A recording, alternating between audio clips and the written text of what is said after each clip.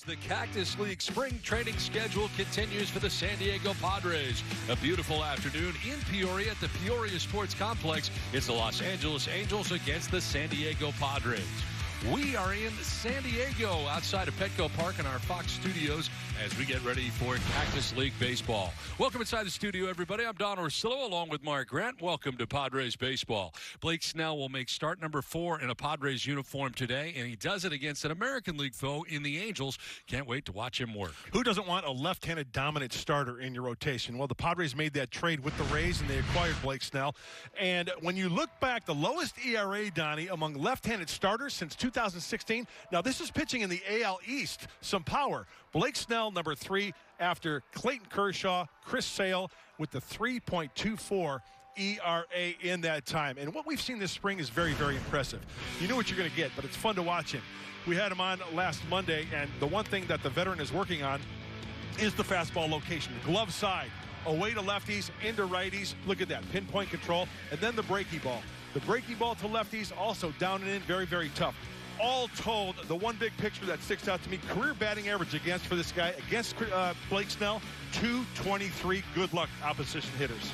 He's going against the Angels today. Can't wait. Coming up, MLB Pipeline has ranked the top farm systems. Where do the Padres rank now? We'll find out when we return as Bob Scanlon will join us on Fox Sports San Diego.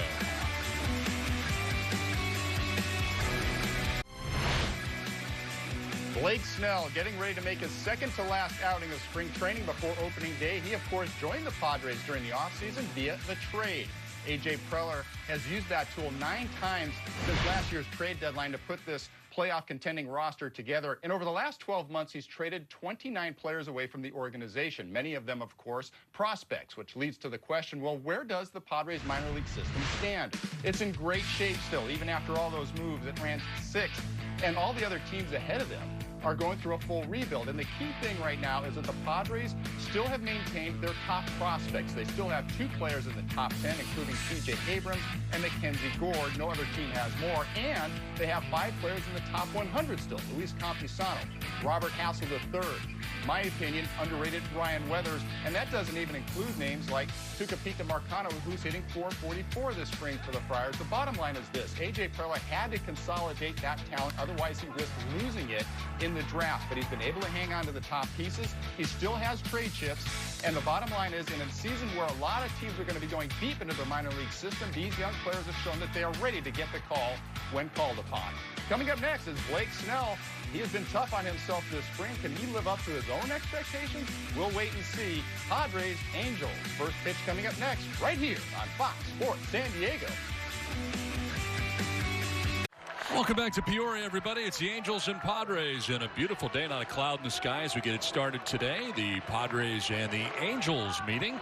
So they took on the L.A. Dodgers yesterday. Today it is the L.A. Angels, and Blake Snell gets his 4th start of the spring for San Diego. Well, Joe Maddon with the Angels now. Strange to see, but it is the case. Year 2 for him as his third base coach, Brian Butterfield, heads out to take his spot. We check out the starting 9. Shohei Ohtani. How about this? He is leading off. He is the pitcher. How about that? You don't see that every day. It is David Fletcher at second base, Mike Trout in center, Anthony Rendon at third base with Justin Upton in left, Albert Pujols at first base with Jose Iglesias at shortstop. Max Stassi does the catching. He bats 8th, and Dexter Fowler in right field bats 9th for Joe Maddon. Indeed, it is Blake Snell on the mound, the former Tampa Bay Ray. The dominant left-hander. It's going to be a treat to see him toe the slab once every 5 days for San Diego. Traded from the Rays last season, 11 games, a nice 3.24 ERA. He's got that fastball. He's got the breaky ball. He's been working on the location of the fastball. And you know what, Don? Last time we saw him on Monday, he was spot on. The one thing that really sticks out to me, the batting average against for this left-hander's career, opponents only hitting .223. Thank goodness he's got the SD on his chest.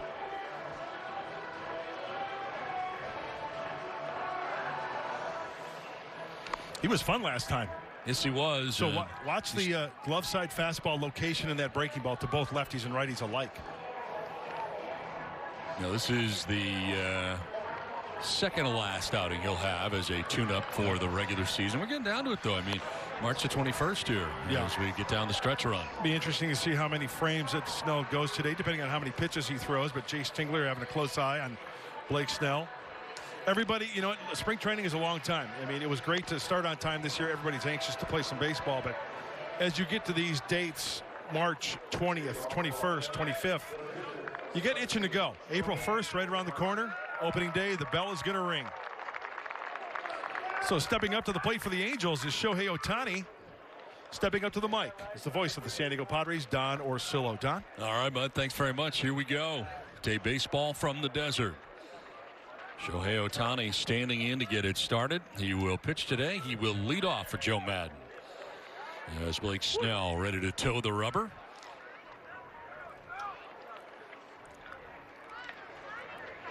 First pitch of this one.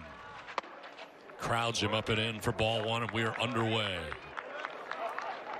Well, the Padres ended up tying the Dodgers yesterday 4-4 in Cactus League action. Numbers for Ohtani last year.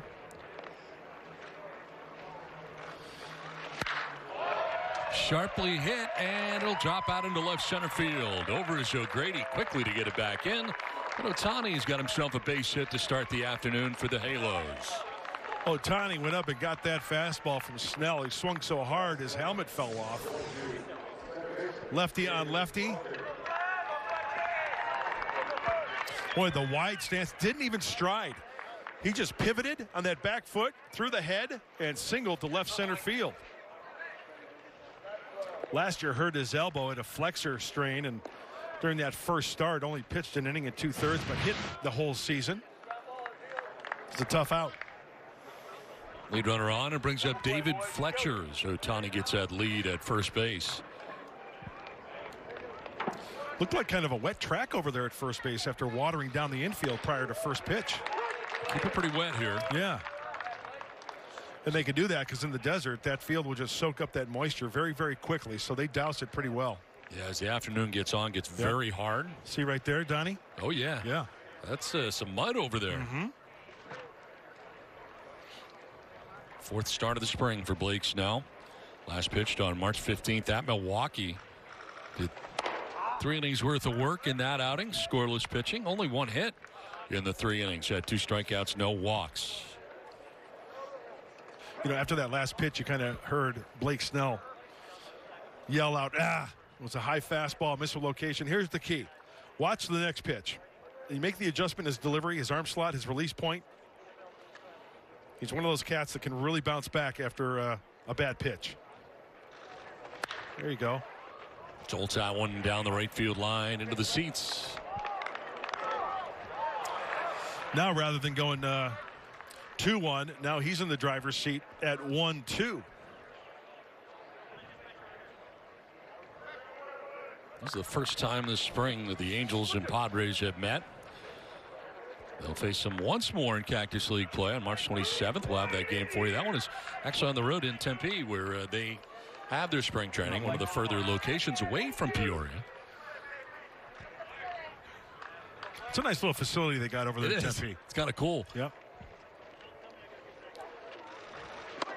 Swing and a miss. Fletcher going over the top of that. Snell gets his first K of the day. The 87-mile-an-hour breaking ball. We talked about that in our game open. And to the right, he's very effective. I mean, that's it has sharp break to it, down and in. You know, if you make contact with that, it's usually a ground ball, easy ground ball to the left side. 1 on, 1 out, and Mike Trout standing in. Last year in the shortened season, 53 games for Trout, 281, 17 homers, and 46 runs batted in. You know, I look at this kid's resume, and it's incredible. 8-time All-Star, 3-time MVP, 8 Silver Sluggers, Rookie of the Year. Other than that, the kid stinks. He's horrible. Got a Silver Slugger for the 8th time in his career last year. Becoming the first player to win the award 8 times by age 28. And you know, man, Donnie, look. I'm done. Yeah, look at the bat he uses. Does it look like a shorter bat? It does look small. Doesn't it? Yeah.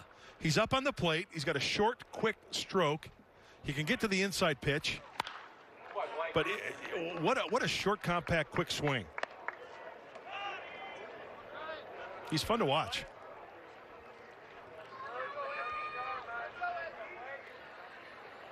Enters his 11th major league season. 10th full year with the Angels. Last season, 3-time AL MVP, became the Angels' all-time home run leader. It is 300th career home run, September the 5th against Houston. That passed Tim Salmon, another fish, who had 299. That's ironic, isn't it? It is. That's kind of a cool stat. Some of the best players in Angels history have fish last names. Yep. Here are some of the numbers, Milk, among active players since 2012. First in the top 2, then second, third, and fourth. Got to have a minimum of 5,000 plate appearances to be able to be in this category. Yeah, this trout is swimming upstream, and there's no stopping him.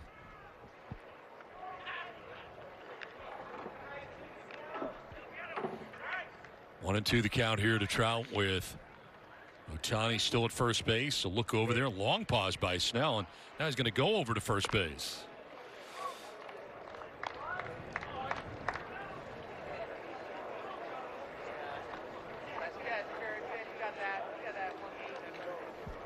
Snell working deliberately after the leadoff single by Ohtani.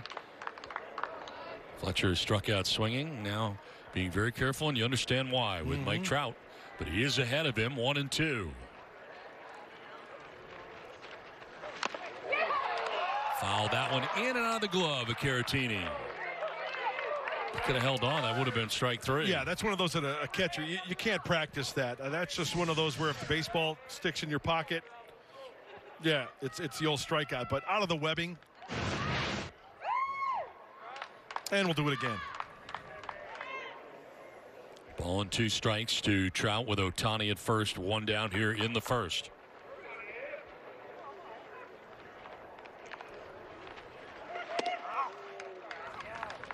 Snell upset with himself in that last location of that pitch. That's what I like about him. This is spring training. He wants to get geared up, tuned up for the season. Very competitive. Yes. Yeah. Hard on himself.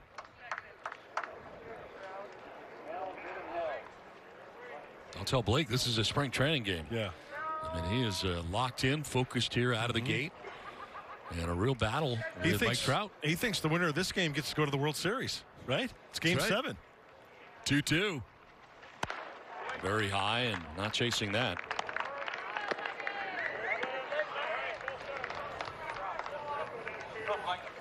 Now, his last start, we talked about Snell. This was on Monday when we were on TV against the Brewers.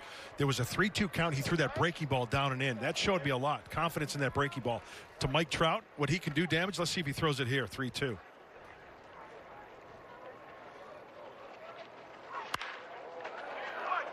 In the air, down the right field line. It's going to fall foul.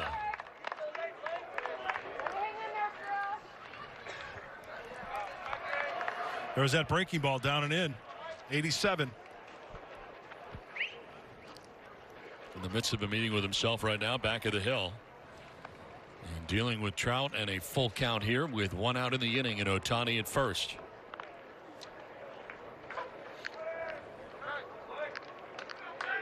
The Padres and Angels will play 4 regular season games this year in 2021. August 27th and 28th. And then in Anaheim on September 7th and 8th. Payoff pitch coming here to Trout. Trout wants time. Oh, a lot of shaking going on right there. A whole lot of shaking going on. With slider, with changeup, with fastball. Let's regroup here.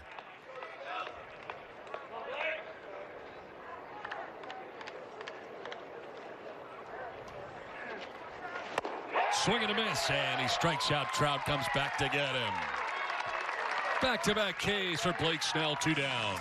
Oh, this is the Blake Snell changeup. See the grip in the glove? The circle change. Great arm action. Great dipsy-do down and away.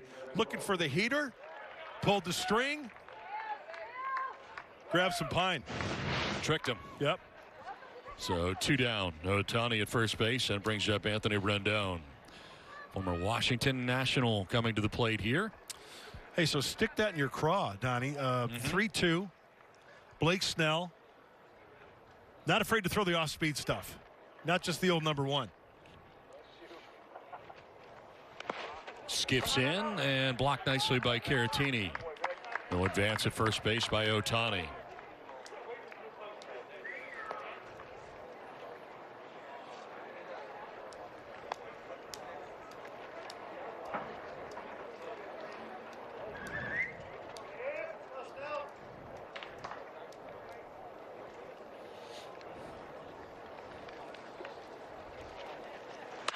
On the ground and to short. Tatis will go the easy way to second for the force out that wraps up the top of the first inning. Angels don't score. The Padres are coming up.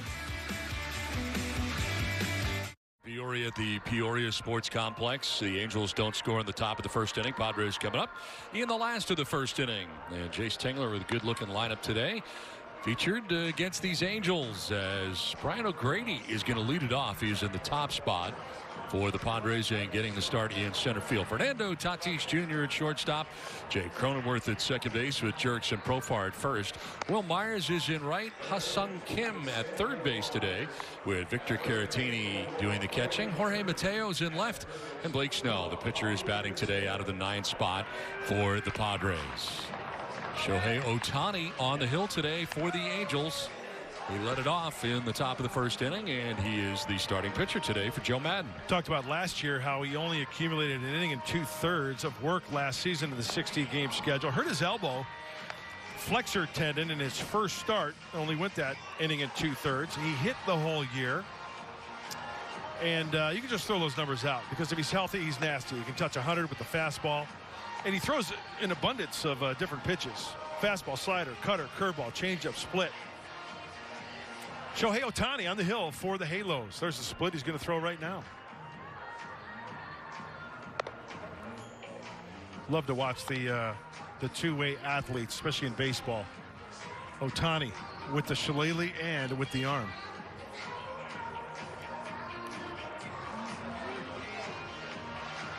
Well, they have announced that Dylan Bundy will be the opening day starter. Game 1 at Angel Stadium against the White Sox. Be his second career opening day start. He had done so for Baltimore in 2018. So Joe Madden getting that announcement out of the way early in Angels spring training. That's like the first question for every manager, isn't it? Yeah, pretty much. It's like first day of spring training. Hey, have you named an opening day starter yet? Now, Brian O'Grady coming up here for the Padres to lead it off. He's gotten a very long look in spring training. And in the outfield, we've seen him a lot in right field. Today gets a start in center field. Given every opportunity. Well, today's game marks the 3rd appearance of the spring for Ohtani. Made 8 starts as a DH for the Angels at the plate. Last year in 2020, he was limited to 2 starts as a pitcher. He's diagnosed with a grade 1 strain of the flexor pronator, whatever that is, on August 3rd. You know what that is? I don't. Okay. Well, he had it. That's going to miss in. So he exclusively focused on hitting for the remainder of the season after August 3rd last year. He's never faced the Padres in the regular season as a pitcher. As a hitter against the Padres, Ohtani 2 for 10. Actually, you know what, Don? I do know what the pronator is. Okay. The flexor. There's a grounder that is a fair ball. Hits by Pujols and heads to the right field corner. Fowler will dig it out. But O'Grady's thinking 3. And the throw to third base will be late. He's in safely. Showing some pretty good speed getting around the bases. Well, he placed it perfectly. First of all, getting by Albert Pujols at first base. Let's take a look. Oh, it's a breaking ball down and in. Speeds up his bat. Albert, the 41-year-old, can't get to it. And I'll tell you what, if Brian O'Grady makes the club, I might have to break out the shillelagh. I like this kid.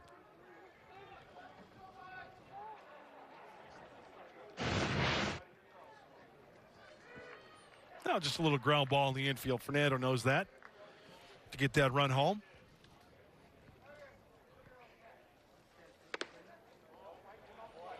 Misses away to Tatis. Playing back-to-back games here for the Padres. Back in there today for San Diego and batting second. We've seen a lot of that lately. Yes, it does appear have. that's the way it may be. Different leadoff hitters, right? Yep. Yesterday we saw Tommy Pham. Fernando second. Today, Brian O'Grady leading off. Fernando second. Seems to be a pattern. Yep. O'Grady at third base. And as we get closer to spring training, like you said, you know what? Jace Tingler's filling out the lineup card, and stay tuned. This might be the way it pans out.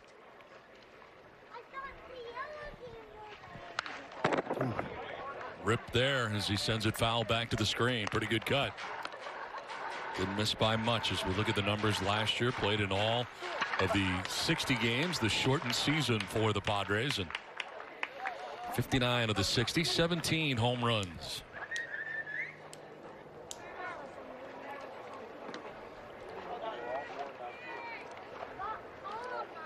AL Rookie of the Year in 2018, Shohei Ohtani.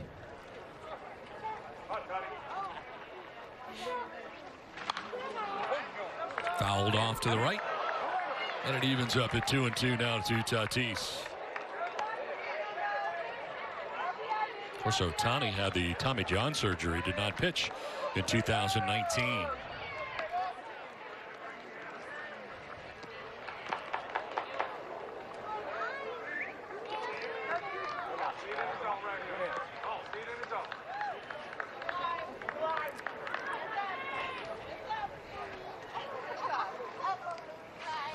You know, you were talking about that flexor pronator.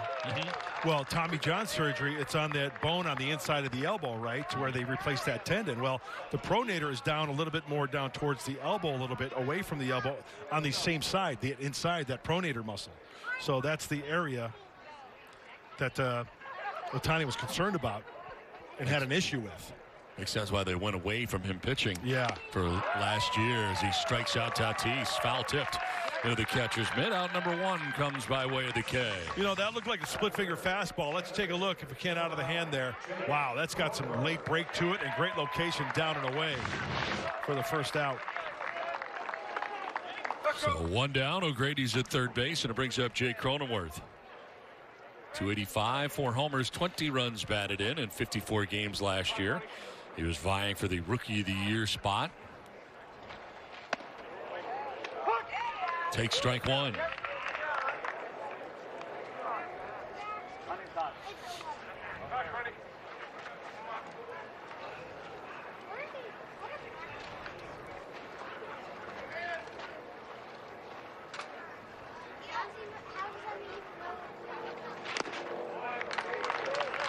Oh, 2. Cronenworth, who has been all over the infield defensively this spring for the Padres. Saw him at first base in yesterday's game. Today gets a start in his more familiar second base.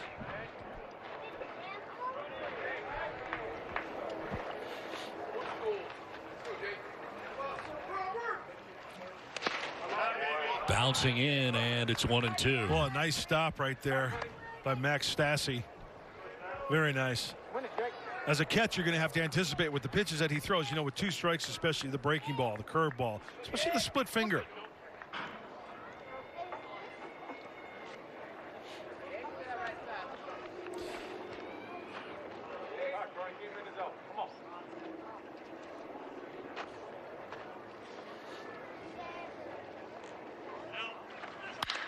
On the ground, and that's to short with the infield in. Iglesias will go to first, and the run will score.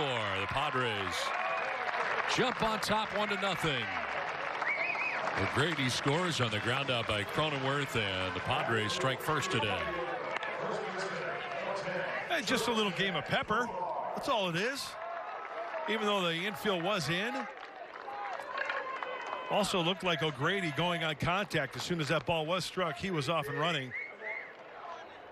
Iglesias had to move to his right a little bit. So, hey, you know what? It's the first inning. Get an out. 2 down, bases now empty, and here's Jurickson Profar. His numbers from last year in 56 games played, the bulk of them coming in the outfield and in left field last year for the Padres. And see how they shift against him on the right side.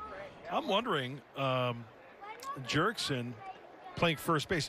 Did he have to borrow a first baseman's glove, maybe? It's a good question. Yeah, we'll have to keep an eye on that. Maybe we can catch somebody's name on that glove, or maybe he has one himself. Versatility now a big part of his game, where before he was really a second baseman every day for the Texas Rangers. Went to Oakland, spent some time in the outfield with Oakland before coming to the Padres. And re-signing in the offseason. There's a strike, 2-1. Good downward plane on that. 97-2 for you. Now you're mixing that breaking ball and that split finger.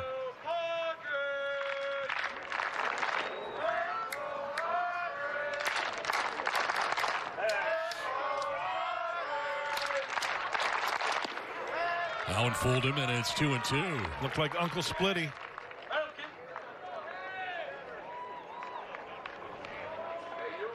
Let's take another look. You know, the same arm slot, the same arm speed, and great action late. That's off the table. That's like the Don Orsillo gyro ball. 2-2. Sails up and away, full count. And you know, with that pitch, it could backfire on you because that looked like a splitty as well. But see how high it was, and it kind of just fluttered up there. Mm-hmm. The higher you throw that pitch, it's not going to have the break, and that's where you can run into trouble. Especially a guy like Profar who can speed up his bat and do some damage. It becomes a hanger there. Yep. You got to keep it down.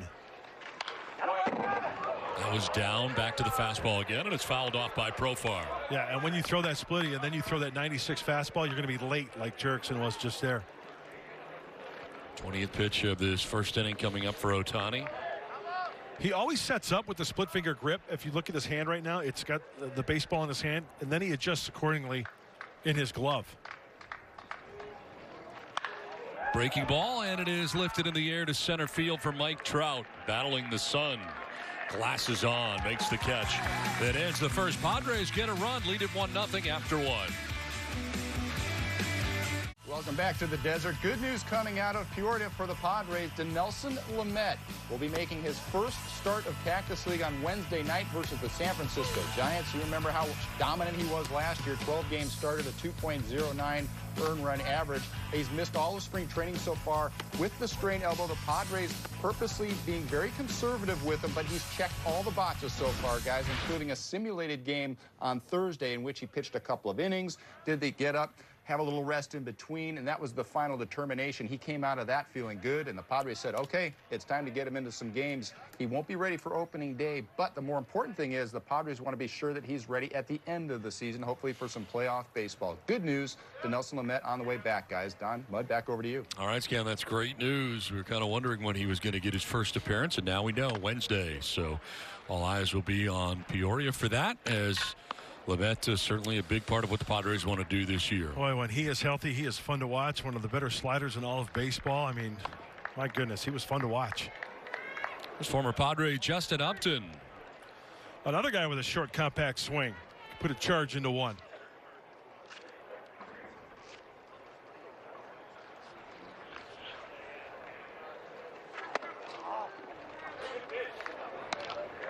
What do you remember about his time with the Padres? Just his athleticism, and as I mentioned, his short stroke. And you know what? There are certain guys, when they make contact and square it up, they have that sound of the ball off the bat.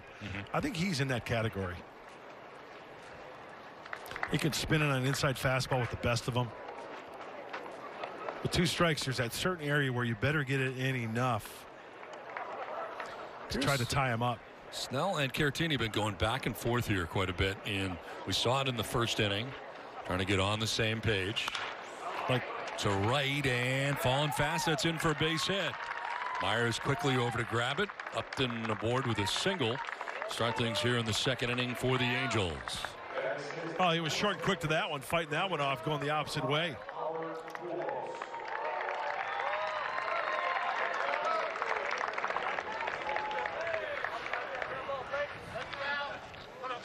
So lead runner on, and Albert Pujols coming up here now for the Angels. 41 years old. Albert Pujols. There's that pitch that's inside. He wanted it away, it looked like. Fight it off, take it the other way. Shorten up on the backside and to right field for the single. Will doing a good job getting that ball in quickly. Albert Pujols entering this year in 5th place on the all-time home runs list. 662. He is 34 shy of matching Alex Rodriguez at 696 for 4th all-time. Pujols the only player to rank in the top 10 on both all-time home runs and doubles. He's got 669 of them, 5th.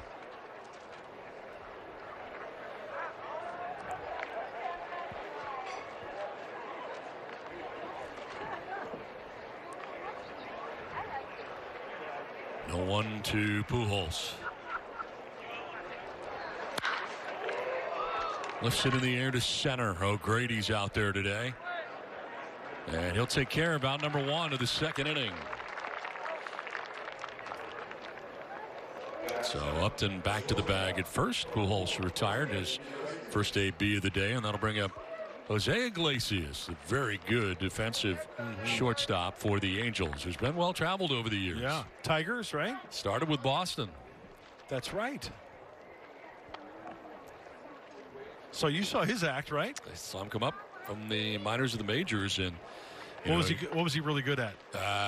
Defensively, shortstop. I mean, like very, very good fielder. Like charging or just all around? The whole package. Yeah. Very, very good. Very, very talented. And then it's kind of wondered if the offense would ever catch up, and it has in recent years. His offense got to be much better. Defense has always been good. 373. 39 games last year. Yeah, the game has changed so much. Remember back in the day when a shortstop, hey, if you had the good glove, that's all you had to worry about. Yeah. You could hit 210. That was pre-Jeter, right. A-Rod, Garciaparra, Yeah. Tejada. Yep. That whole era. And kind of Ripken kicked all of that off. Yep. And also Ripken, didn't he kind of break the mold as far as like the height? Right. 6'4", Yeah. I mean, big shortstop. I mean, yeah. Created the way for Fernando Tatis Jr., really. Yep. I was always surprised by how big Jeter was. I mean, Jeter was very big. I'll tell you who my guy was in that category. I remember all the years watching him and never really got a chance to stand next to him until one day in Colorado. Troy Tulowitzki. Oh, yeah. I stood next to him as we take a look at this breaking ball. Nice block by Caratini. I mean, big. I knew he was tall, but I didn't realize he was tall. Yeah. Yeah, he's big. Yes. Yep. Big for a shortstop.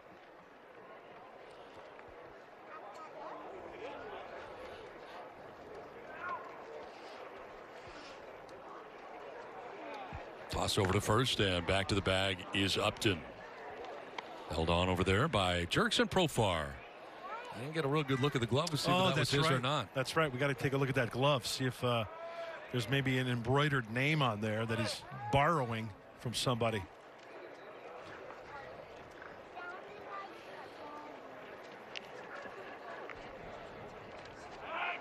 Going over there, and that was close. Wow. Late reaction by Upton to get back. I'm not sure he did. See Profar being right-handed. He catches that. He's got to go all the way across, whereas a left-handed first baseman, you could let that ball travel a little bit and just swipe tag. It was still close.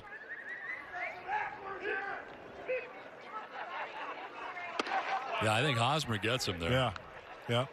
Hosmer out for the second straight day, had a bit of a stomach problem and was scratched from yesterday's contest and not back in there today.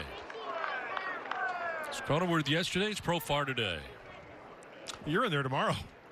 First base, Don Orsillo. Get ready. Not based on any video that Chase Tingler has seen of me play from fantasy camp. Pretty sure I am not in the mix. This one is towards second base. Throw to first. They get the out there.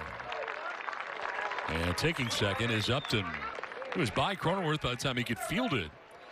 And there are 2 outs in the inning. Yeah, I was just hoping for no collision there as this ball trickles to the second baseman.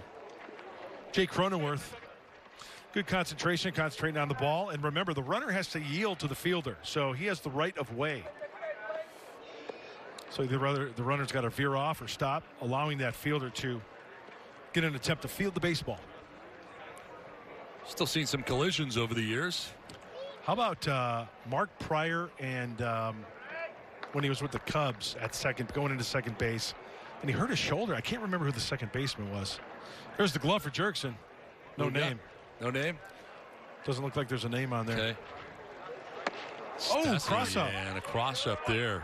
Really handcuffed was Caratini. That is a big-time cross-up.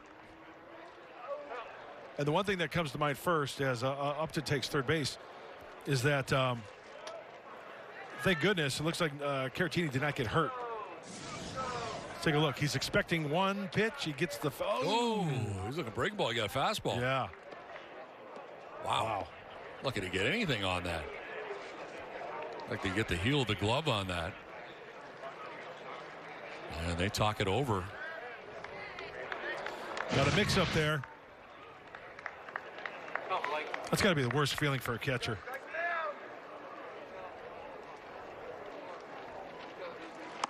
Stassi gets tied up and in. It's 0-2.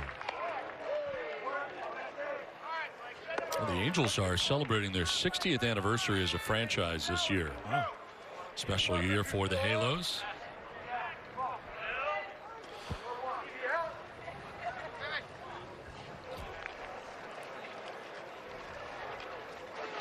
Okay, now I'm going to take a guess, and I don't know whether you have it in front of you.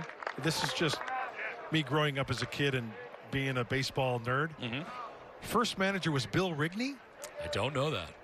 I don't know. It's just a guess. Yeah.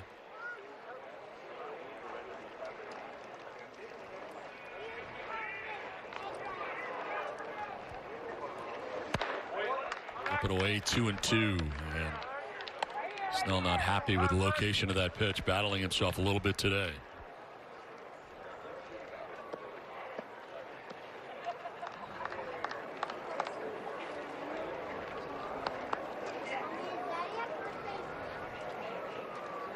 Leadoff single by Upton, took second on a ground out. Now third on a pass ball. And a swing and a miss. Able to strike out Stassi. They leave Upton at third. Padres have a 1-0 lead. 0-0. Padres have a lead as we head to the last of the second inning. Well, Padres fans, suit up for a brand new season at MLBshop.com. Check out new 2021 gear and shop the largest selection of official caps, t-shirts, hoodies, collectibles, and more. Gear up with the Padres at MLBshop.com. Last of the second inning back in Peoria. And Will Myers, Ha-Sung Kim, and Victor Caratini face Shohei Ohtani. And Myers swings at a fastball at 93. Will's numbers from 2020, in which he played 55 games and collected 15 home runs, and a very good bounce-back season for Will. Nice year for Will. Was. I remember reading some periodicals, and Will was quoted as saying, you know what, I don't mind not being the #1 guy, being in the spotlight. You've got guys like Tatis Jr., you've got Manny Machado, you've got Eric Hosmer. Hey, if you bet, 5th or 6th down the lineup, 7th or whatever, so be it. I think when he put a lot of undue pressure on himself. Yeah. It was just from the outside looking in, it just seemed like he put a lot on his shoulders. Now the Myers makeover the last 2 years. It's been amazing the numbers he's been able to gather, really, not just last year, but 2019 as well.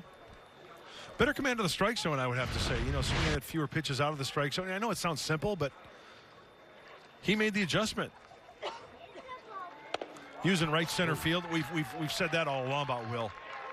But when he is on his game, it's wearing out center field and right center field. Tough slider right there, getting Myers. The Ohtani slider. Tough to hit. Second strikeout of the day. You've gotten Tatis in the first, and now Myers in the second inning. And here is Ha-Sung Kim. Getting the start at third base. He started all over this infield for the Padres, and that's what we were told he could do, and that's what he's done so far. His numbers from his final year, the KBO League.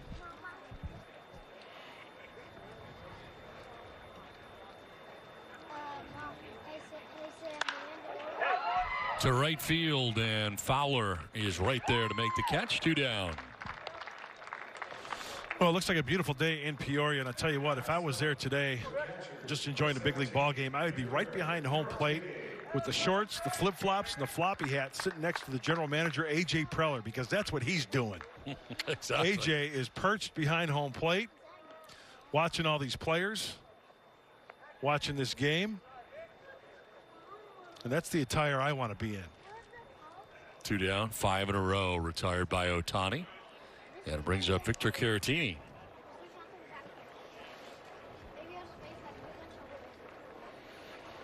There's AJ right there in the floppy lid with his hand on his chin there above the umpire. He's been there every day. Yeah. Once again, coming this season, dressed like AJ night at Petco. Come in your basketball shorts, your oversized T-shirt, your floppy lid, your stopwatch. Fletcher with a nice rangy play at second from the outfield grass to get Caratini. We play 2, 1-0 Padres.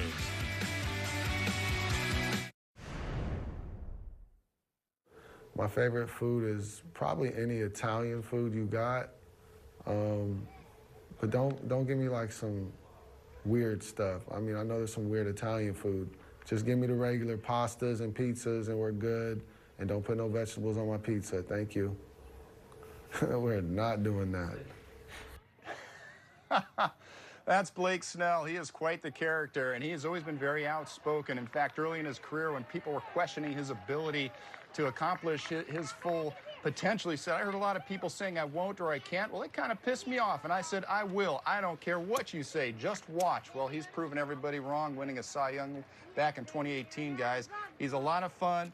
He hates losing. He has an edge to him, and he loves facing the best. He's a perfect fit for this clubhouse. And Don and Mudd, I don't know.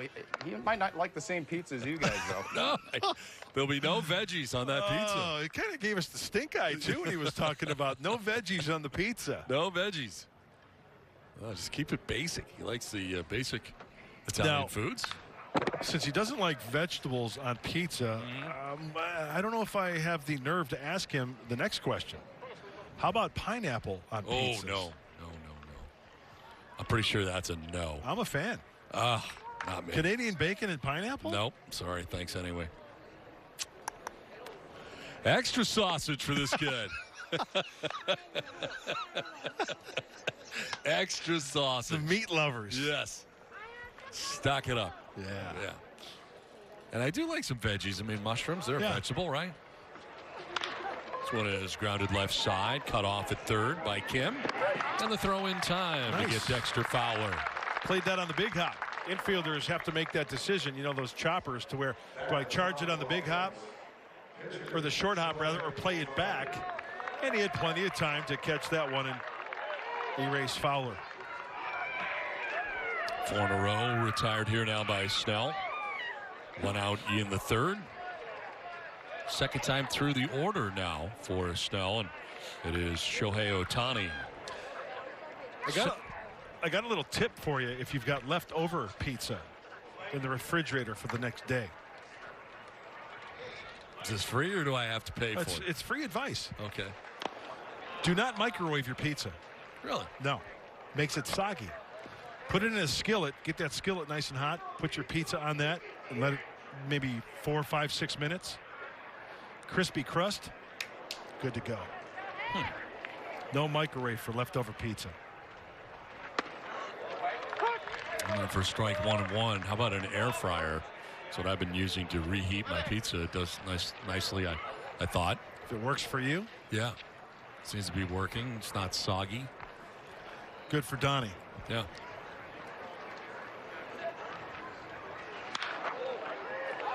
Fouled off to the left. And let me ask you this. If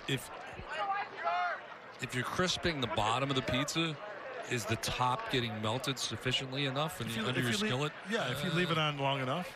I like mine a little burnt. I like mine a little burnt and crispy. That's what I would think would happen. Yeah. I don't want burnt. I'll miss 2-2. I don't like your theory at all. So you can keep your tip free of charge. Yeah. There's the Mac Shack. The Mac Shack. West Coast chicken tenders. Snaps it off. Breaking ball. Did it go? No. Here's this 3-2 count coming now. Ohtani loves to hit the fastball. Snell has shown, he was a little off today. Wasn't as sharp as last time we've seen him, but let's see if he goes to that breaking ball. He's been kind of battling a little bit. Yeah, he has. Yep. Only giving up a couple of hits, no runs. Let's see what he does right here. 4-5. Yeah. Walks him, and again, a little frustrated. So that's the first walk of the day, allowed by Blake Snell. He looked like he went change up there, off speed.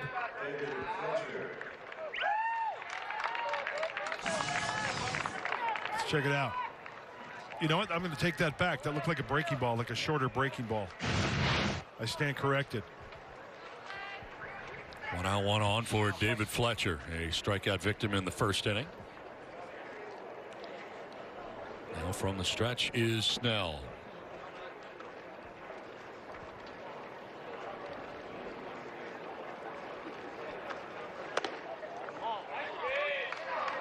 Caratini tried to bring it back into the strike zone. And it's ball 1 to Fletcher.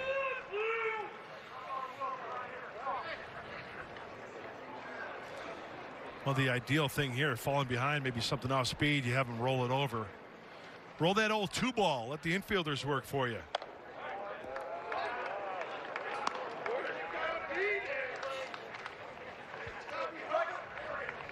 Last year, right-handers hit 232 off of Snell. Lefties only 217. Still pretty good against righties, though, 232. For Snell, that is.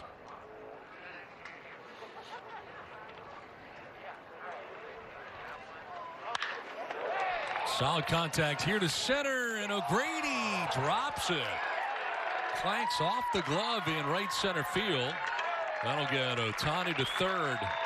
And Fletcher ends up at second base. O'Grady just doesn't catch it. He was there. Yeah, that's a ball that's got to be caught. If you ask Brian O'Grady himself, he's going to say yes. That's right in the breadbasket. Got it on the pinky side of the glove. Very catchable ball. And you can see Ohtani, plenty of time. He was anticipating that ball being caught to go back, but he now stands on third. Charge an error to O'Grady. Works out to be a 2-base error. And puts runners at second and third now. More pitches for Blake Snell with 1 out of the inning. He has the task here of dealing with Mike Trout with the 2 on and 2 in scoring position.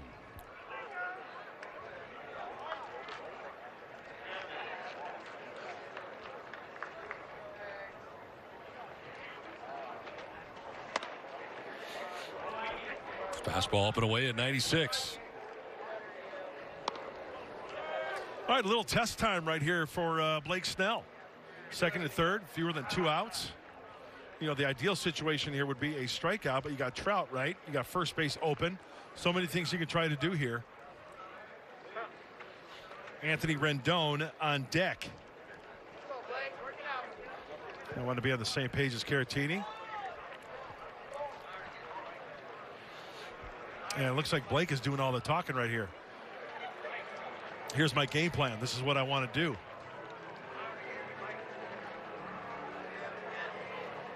And remember, no veggies on the pizza.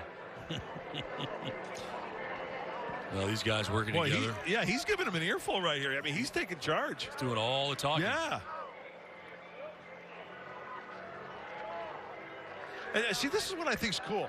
It's spring training, right? And you look at the situation, second and third, fewer than 2 outs. You got Mike Trout, who's Mr. Everything. You got first base open. You got Rendon on deck. You got him to ground. I mean, there's a lot going on here, which how he wants to pitch to him, which I think is really, really cool. Do you pitch to him is the question, I guess. Yeah, we'll see. It's 1-0 here. Does he give training? Yeah, does he give him something to hit here? It's a guy who's got great command of the strike zone. He'll lay off bad pitches. There's that slider. See, it's stuff like that I wish we had the wherewithal to talk to Blake Snell and Victor Caratini to find out maybe after this start or tomorrow, saying, hey, what was that conversation all about? What were you thinking? Well, you could go to the Zoom call. Yeah. During the game, you can step aside, maybe step out of the studio, and I'll do the game, and you can go to his press conference and ask some questions. I'd miss you and all, but I'd get over it. 2-1 the count. The moment will pass.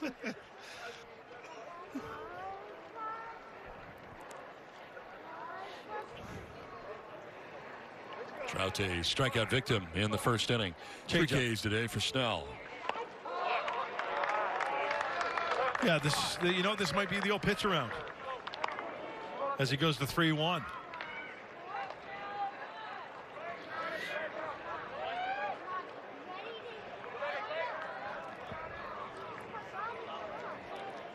I'm throwing him another changeup right here.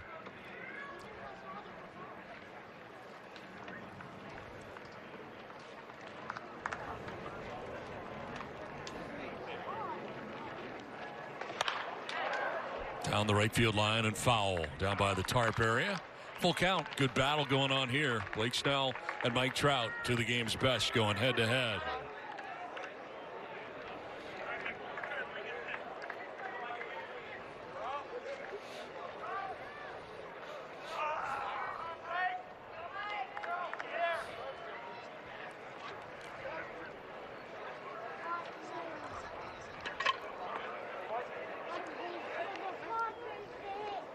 Caratini saying, hey, come towards me now.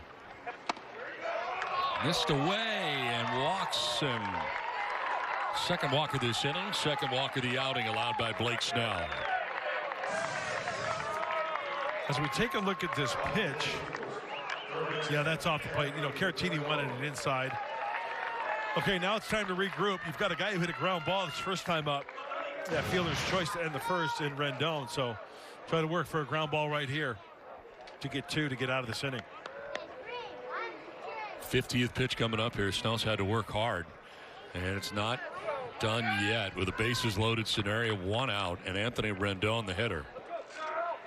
Yeah, look at this Angels lineup, man. This is a pretty good team. Yeah, it is. It is. First pitch off speed. Jumping on that first pitch, fouling it off. Actually, it was a fastball at 96. Good pickup right here by the Halos. Anthony Rendon.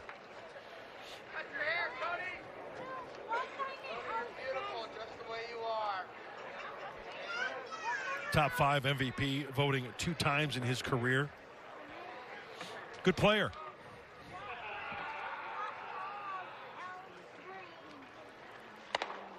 Up and away, and when Snell is missed sometimes, it looks like it's been up there. Yep. With the fastball, a little bit too quick.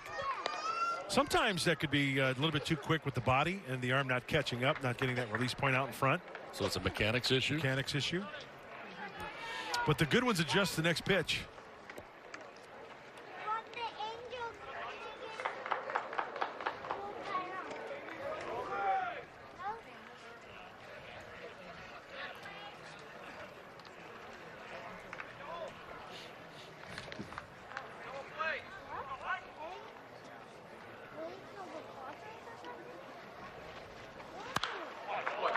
Fouled off, and it's 1-2.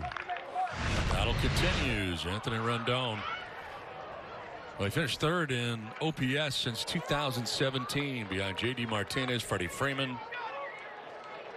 And he has been very, very good and ahead of Yelich and Arenado. Yeah, extra base power, home run power, just a threat in that lineup.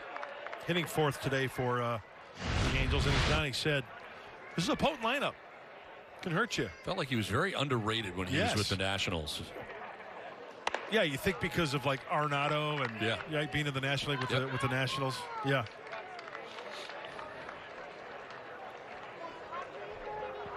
Under the radar.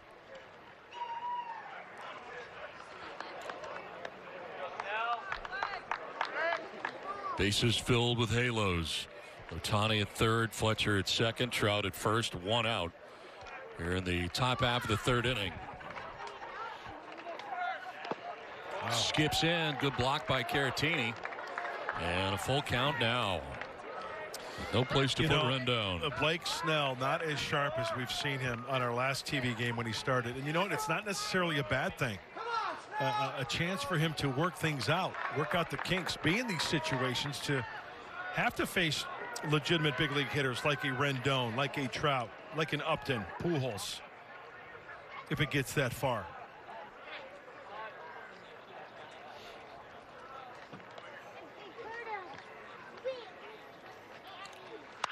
Rendon hits it in the air to second base way, and Cronenworth just a stride or two on the outfield grass with the infield fly rule in effect.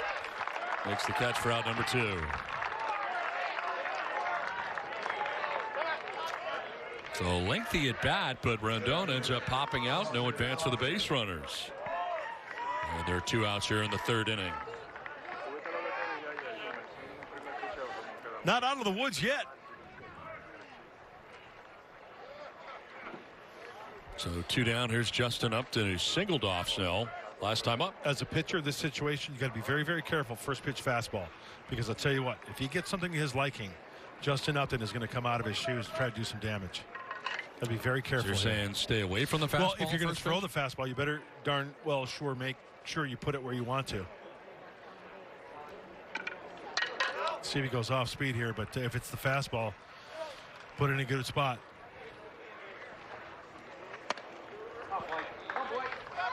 Oh, the fastball and missed at 96. Yeah, that missed up in a way, big time.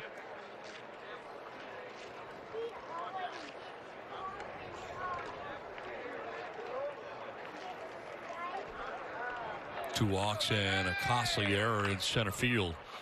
Have loaded the bases up here for Los Angeles with 2 down in the 3rd inning.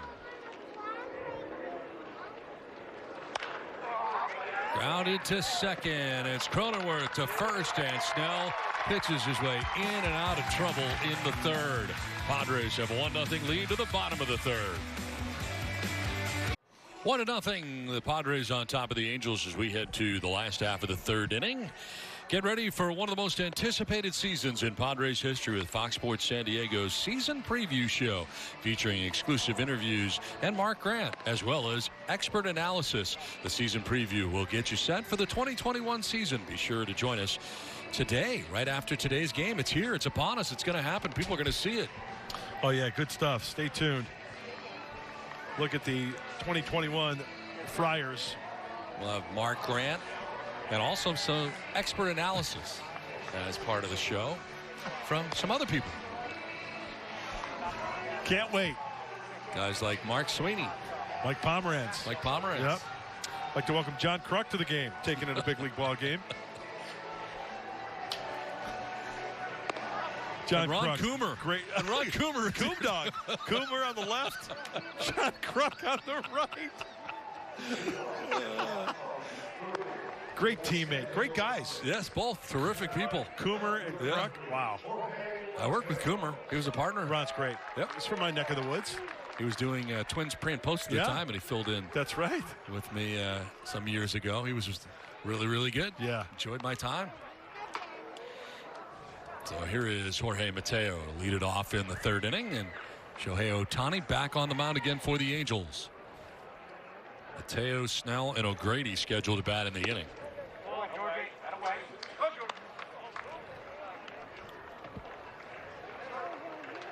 You know, there's another guy, John Kruk, who doesn't get enough love. No, he's a good player. A 300 hitter. Yeah. Career 300 hitter in the big leagues. Remember him telling the story. He finished up his career with the White Sox. He got a knock. Pinch ran for him. That assured him a 300 career batting average. Yep. Shut her down. Really? I didn't know that. Off with the uni to the clubhouse. Wow. Take it to the house. I wonder if he went back and checked it out again just to make sure. You hate to, make that announcement and then all of a sudden go, 299, really? Yeah. Guy could hit. Yes, he could. He's a good broadcaster, too, I thought. Yeah.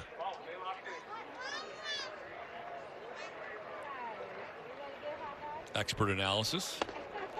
Pitch is in there for a strike, and it's 3-1. Famous story about John Kruk is the one when in Chicago on the bus to Wrigley Field, looked to his right as they were going up Lakeshore Drive and said, "What ocean is that?" It is big. I mean, I know. It's a big lake. Yes, it is. Not the biggest, though, of the Great Lakes. Superior, hence the name. Ball forward to Mateo. He's aboard. First walk allowed by Ohtani today. Lead runner on here for the Padres in the bottom of the 3rd inning.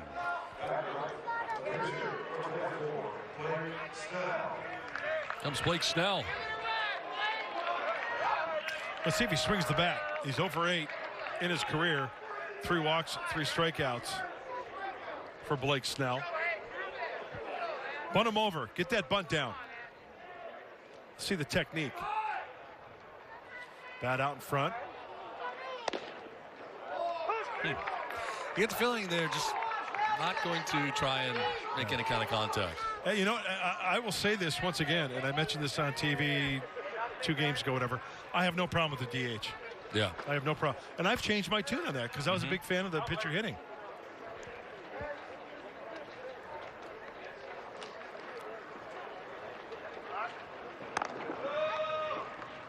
Does that look to be a very buntable pitch, I guess, is my point. Yeah. He pulled back. And we have really seen nobody swing in the games that we have done. The pitchers have been hitting now for about a week. Yep.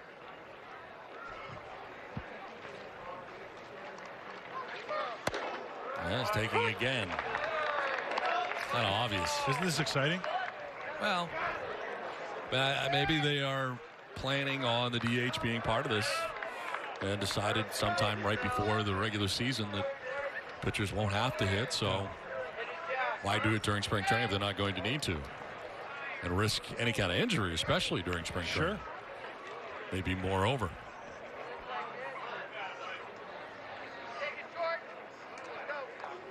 0-2 pitch coming up here to Snell. Taken all the way, and that is strike 3. So Ohtani just pepper strikes in there. Puts up his third K, first out here of the third inning.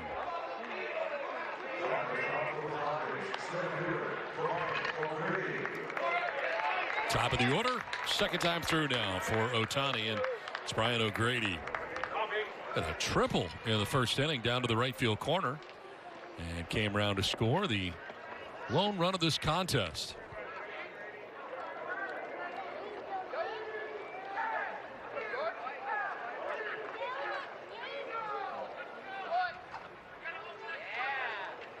Ohtani really is special. I mean, a guy who can pitch as well as he can, hit as well as he can. It's fun to watch. Yeah. Quite honestly, as a baseball fan, I hated to see him get hurt, as you know, on the mound. I wanted to see him pitch. See if we can do both on the hill and in the batter's box. Wow. This is a rocket to right field and a base hit for O'Grady. Mateo stops at second. And the Padres have something going here in the third inning. Runners at first and second with one away. Oh, you got to love that sound. Fastball, it went down and got it. A one-hopper to the right fielder. You know, that ball was hit so hard and relayed into the infield. I think that ball got to the shortstop before Brian got to first base. That ball was hit so hard. Well, sets the table here for Fernando Tatis Jr. Struck out swinging back in the first inning. One of 3 strikeouts today for Shohei Ohtani. Ooh, what a call there.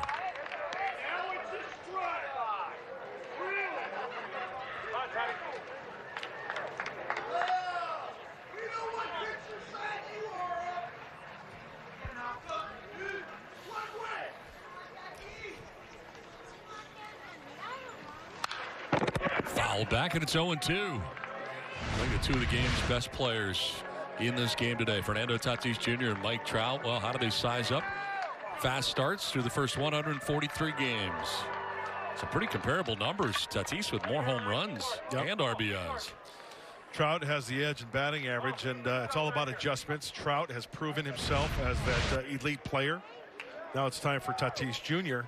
over the course of the long haul of a season, 162, to make the adjustments and maintain those numbers.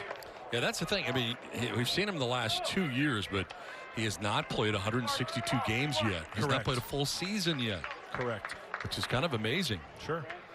But the impact that he has made in limited time, dramatic. Last pitch for Ohtani was his 40th of his outing. That was the pitch to do some damage there. Just a little bit too quick and topping it foul.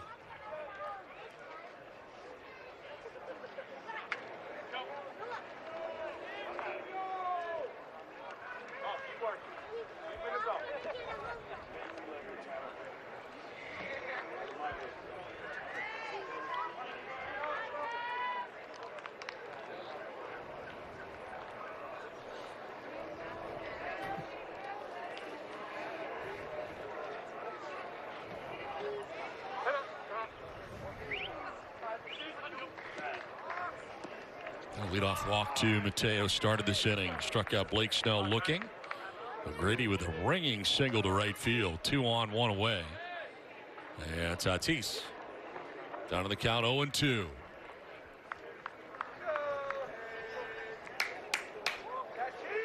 Tani backing off and Tatis backing out.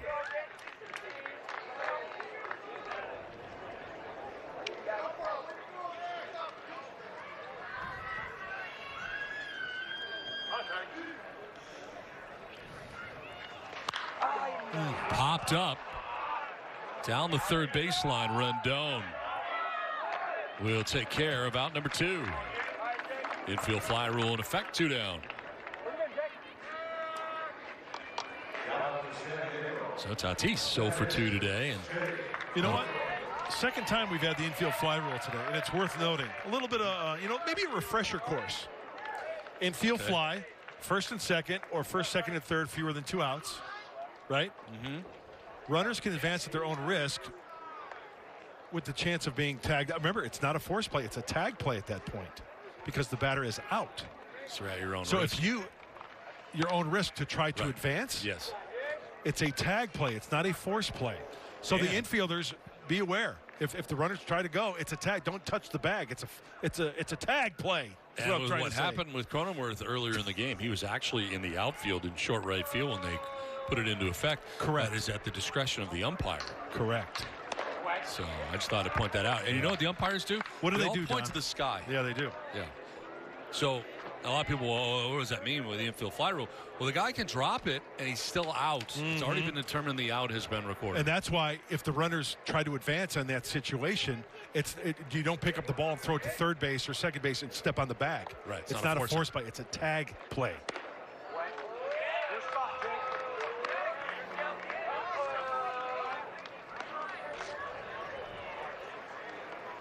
It's a nice teaching moment for you. Cronenworth ahead here, 3-0. Bounced to short his first time up. That's ball 4, 4-pitch walk. This will load the bases for the Padres here in the 3rd inning.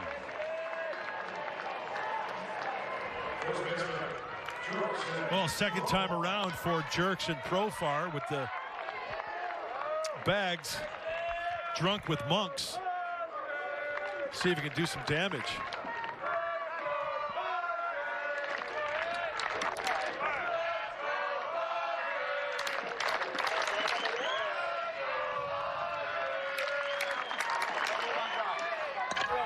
Mateo at third base. O'Grady over at second base. And Cronenworth at first. Profar 0 for 1. Flight out to center field back in the 1st inning. Laces this one foul out ahead. Down into the aisle.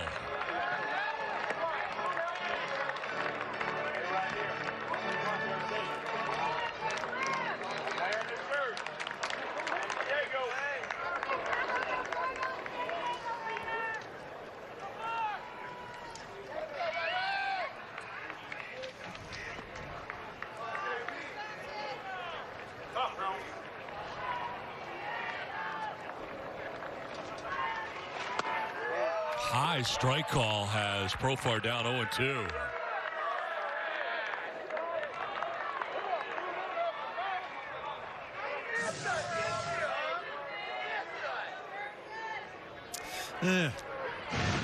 Breaking ball up a little bit. I don't know.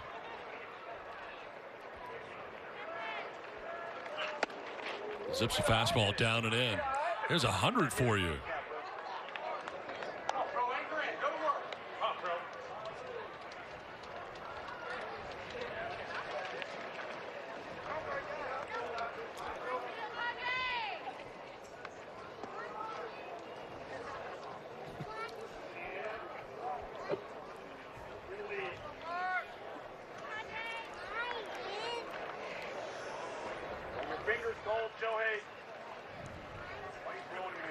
Pitch 50 of the day for Ohtani coming up here with 2 down, bases filled with Friars.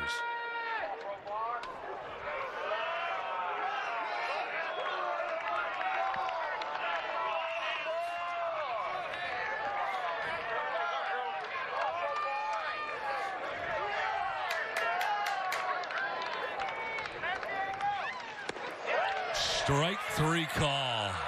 Goes to the breaking ball. Profar strikes out looking. Padres leave him loaded. Lead him 1-0 to the 4th we go. 1-0. Padres have the lead over the Angels as we head to the top half of the fourth inning. Well, due to reduced capacity at Petco Park for this season, the only way to access tickets for Padres home games is by placing a membership deposit. This deposit ensures priority access to tickets for the 2021 season and the postseason if capacity increases, and also for 2022 membership. Learn more and place a deposit today at Padres.com/new membership. Albert Pujols to lead it off here for the Angels in the fourth inning.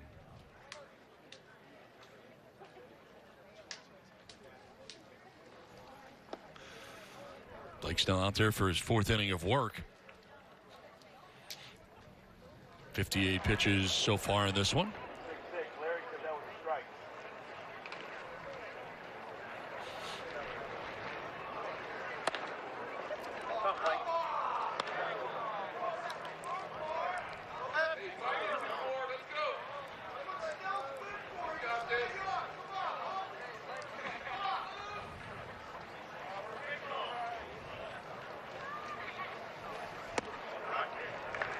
Falling behind here to the first hitter in the inning, 3-0. Pujols, Iglesias, and Stassi scheduled to bat in the top of the fourth inning for the Angels. Green light, 3-0, and a ground ball up the middle to Tatis Fields. Off balance throw in time to get Pujols. So if anybody's going to have the green light, it's Albert Pujols, 3-0, and he grounds out. Yeah, and out in front of it a little bit, off the end of the bat, you can hear that sound. It really wasn't that clean, crisp sound, and plenty of time for Fernando to make that play. That is the day for Blake Snell as he gets Pujols to begin things here in the fourth inning. Reaches just over 60 pitches, and we've had Mark Melancon warming in the pen. Looks like Melancon's coming in. Pitching change. Padres have a 1-0 lead.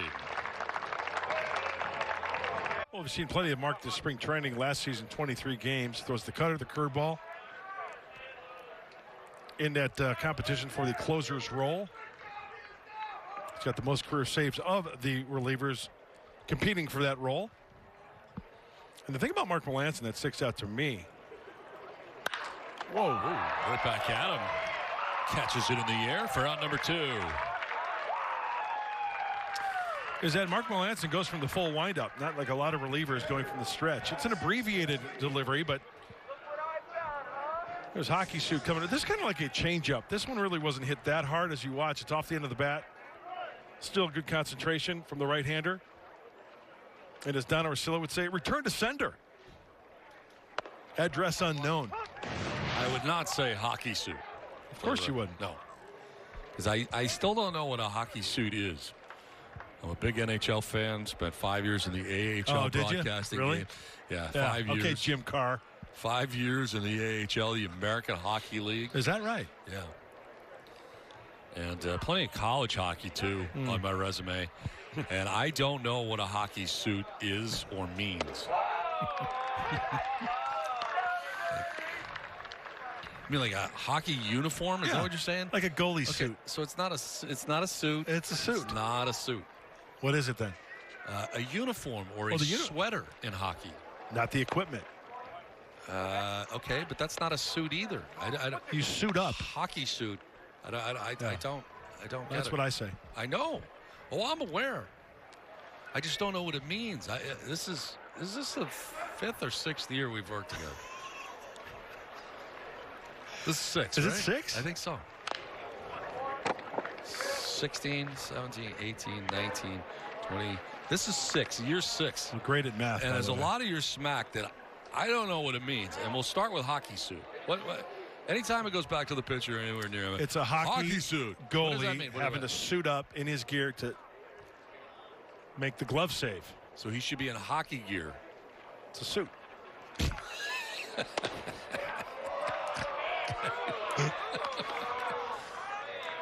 2-2. Max Stassi struck out swinging in the second inning. That's the cut fastball from Mark Melancon. We've seen the curveball, which is a very nice breaker. See if he bounces one here. There you go. Gets away from Caratini, and he'll throw him out. So the strikeout ends the top of the 4th inning in our conversation about hockey suits. It's 1-0 Padres. 1-0 Padres have the lead. It's to the last of the 4th we go in anticipation for an exciting season of Padres baseball. Stock up on new brown and gold gear at Padres pop-up shop locations throughout San Diego. Shop jerseys, hats, t-shirts, and more. And for a limited time, receive a Padres branded face mask with your purchase while supplies last. Visit Padres.com/pop-up for schedule and locations. It's on to the bottom of the 4th inning, and Will Myers is going to lead it off here. Shohei Ohtani has thrown 50 pitches. And that breaking ball up over the helmet of Myers. Remember the last time up for Will Myers, he got him to swing at that breaking ball down and away. It's a really good pitch for Ohtani. Whoa. Last 2 pitches, way off. He struck out Profar in last inning, getting out of a bases-loaded jam. Myers, Kim, and Caratini scheduled to bat here in the Friars' 4th inning.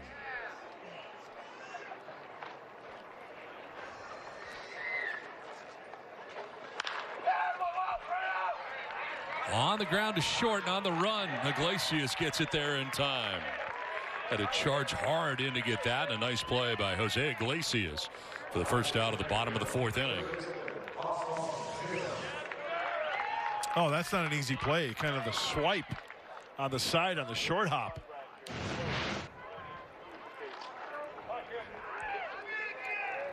One out here in the 4th inning. Ha-Sung Kim getting his second look at Ohtani. Flight out to right field, and Dexter Fowler in the 2nd inning. 0 for 1.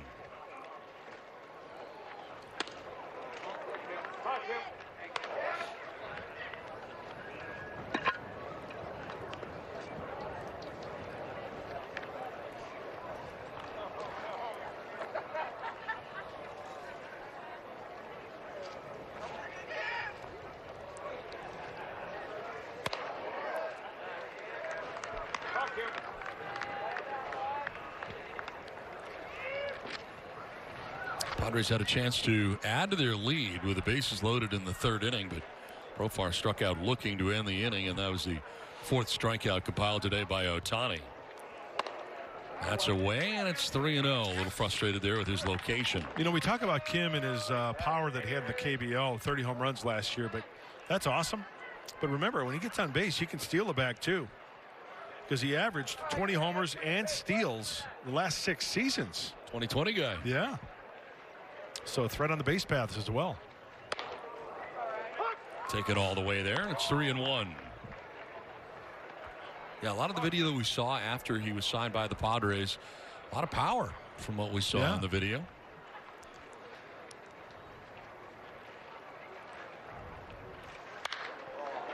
Pops this one up into shallow left center. From left comes Upton, and he'll make the adjustment and the catch. 2 down. And now a quick word about a big change coming to our network. Your favorite team has a new network. Fox Sports San Diego is becoming Valley Sports San Diego. March 31st. We're excited about that. In fact, this is the last day of the studio being the way it is, and we're having the chance to do the last show in this studio being the way it is at Fox Sports San Diego. Yeah. And it has been this way since 2012, correct? It's been a good run. Yeah, 9 years in this room. And when we do the game, I guess next weekend it'll have a different look because they are working on. Yes. I'm trying to find some way to get this desk to my house. Oh, going to steal some stuff, are you? How sweet would that be to have this in my office? By that? You're going to try to steal some things on the way out the door. Pilfer some things? Why not? They better nail some stuff down because. Speaking of that, I got a story. Oh, there's 2 outs.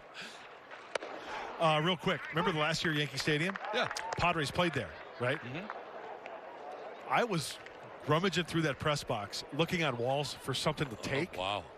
They had stuff nailed down. I believe it because of people like you. There was one thing that I was thinking about taking because I was leaving the booth with Matt Vasgersian, and there was this little room off the aisleway to the concourse. There were some lockers in there and stuff. Up on top, there was an old-fashioned touch-tone phone that said press box on it. You thinking about taking the phone? And the only reason why I did it because there wasn't enough room in my bag. As we take a look at this. Oh, nice. Look at this guy. Nice. That is fantastic. Full extension. Strike 3, and Caratini's gone. So are the Padres in the 4th inning. So is most of the stuff in the studio probably by the end of the day. 1-0 Padres. 5th back in Peoria with the Padres on top of the Angels 1-0. Blake Snell started this game, went 3 1/3, 2 hits, no runs. He walked 2 and struck out 3. Mark Melanson came into the game and was able to get Iglesias to line back to him for out number 1. Then Stassi struck out swinging, and Melanson back out there again. He finished the 4th. He'll start the 5th, and it's the bottom of the order for the Angels. Dexter Fowler to lead it off here in the inning. That'll be Fowler, Ohtani, and Fletcher.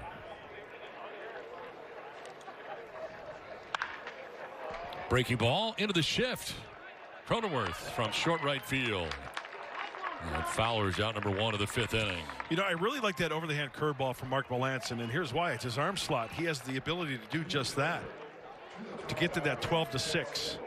It's one of those curveballs that you really don't see a lot of. Sure, there are guys who throw it, from the 3-quarter, but he is right over the top, and that's what makes that pitch so effective. We've seen a couple of good ones already this afternoon. 1 out here in the 5th.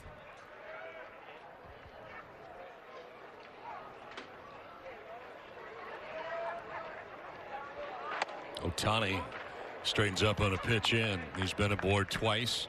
Faced Snell twice. Singled to center in the 1st and walked in the 3rd inning.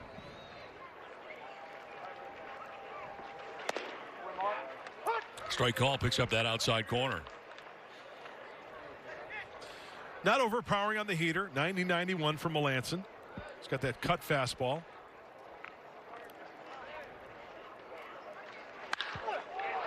There's a curveball that is sent a long way to left, and that's going to be up against the wall.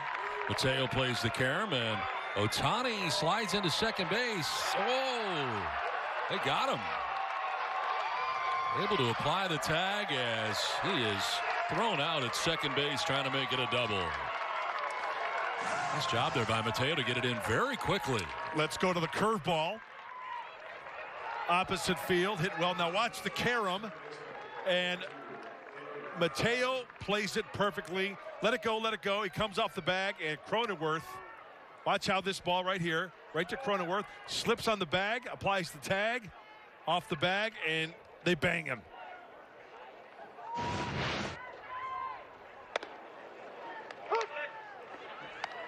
It's the old 7-4 play.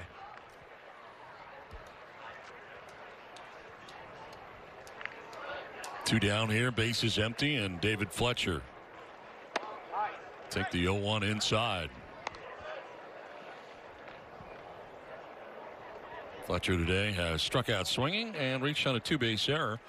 Ball dropped in center field by Brian O'Grady. Back in the 3rd inning.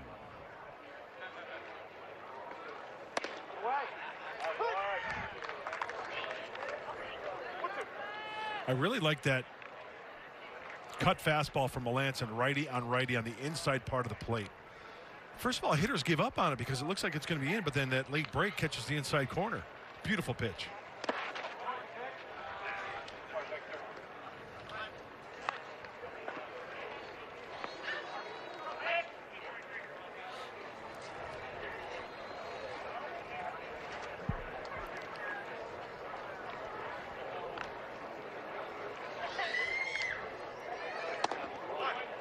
Full count now with Mike Trout waiting on deck.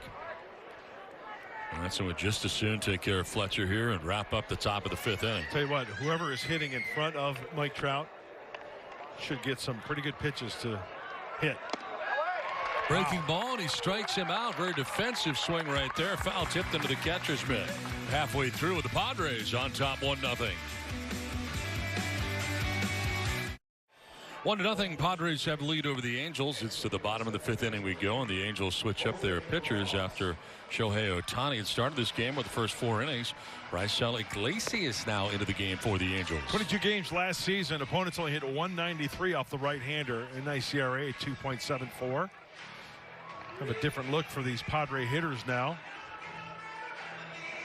And a high 3/4 delivery from Iglesias.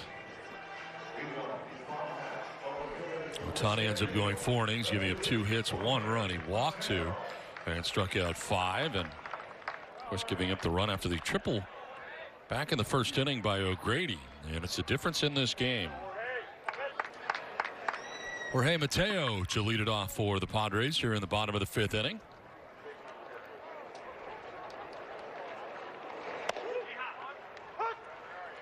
Mateo walked in the 3rd against Ohtani. Your thoughts on Ohtani today? I like this stuff. Breaking ball in particular. You know, he can be sneaky fast. He can take a little bit off the fastball and add when he wants to. I think that's the beauty of his fastball. Didn't seem to get rattled after that leadoff triple from O'Grady. But he's fun to watch. Swinging a foul tip into the catcher's mitt. Mateo strikes out on the fastball, and that is out number 1 of the 5th inning.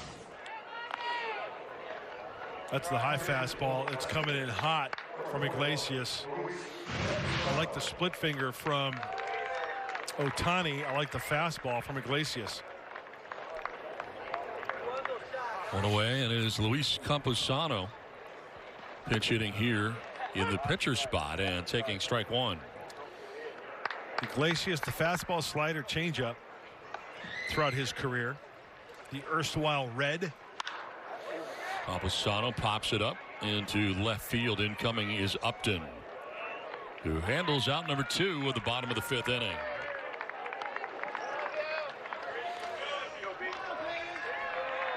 So Iglesias on a strikeout and a fly out as 2 quick outs here in the bottom of the 5th. Turns the order over, and here comes Brian O'Grady. Got a good day today. Tripled, scored the game's only run in the 1st inning, and then singled to right in the 3rd inning. He has the 2 Padres hits on the day. Being out hit by the Angels 3-2 as they bat here in the bottom of the 5th inning.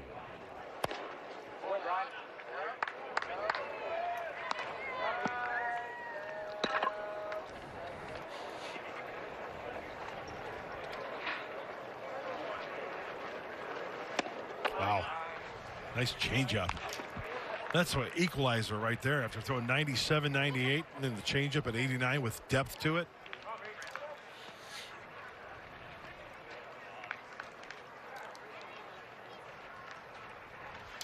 Look out, down by the kneecaps, and straightening up O'Grady, who's ahead in the count 2-1. 6 Padres in a row have been erased here by Angels pitching, starting with Ohtani and now Iglesias.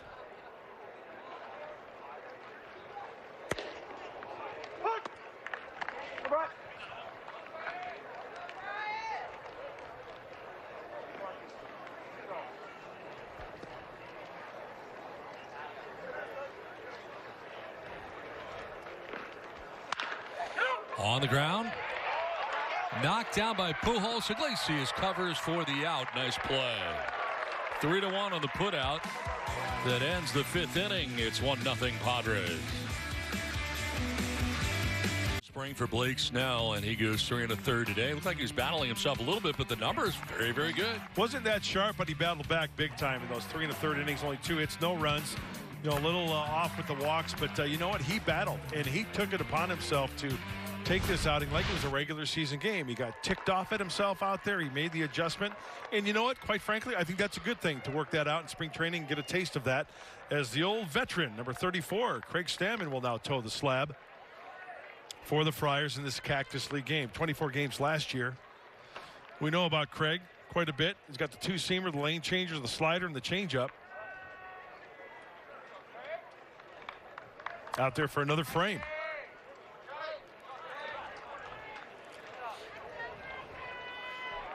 Mike Trout, first hitter he will face here to begin the 6th inning. Trout up against Snell, faced him twice, struck out in the first inning, walked in the third inning. Nice job today by Mark Melanson. Nicely done. Hitting in 2/3. You had the curveball working, the cutter. Little help from his friends too on that play at second base. It was an inning in 2/3, allowing 1 hit. That was to Ohtani. No runs, no walks, and 2 strikeouts.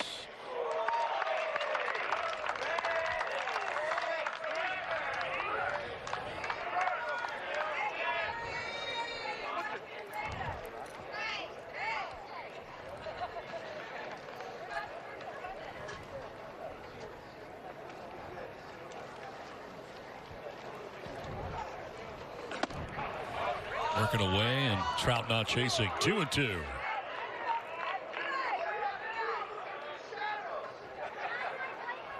If you're fishing for trout, what do you use as bait? I use worms. Really? Yeah. Wonder if Craig Stammen's got a worm in his repertoire.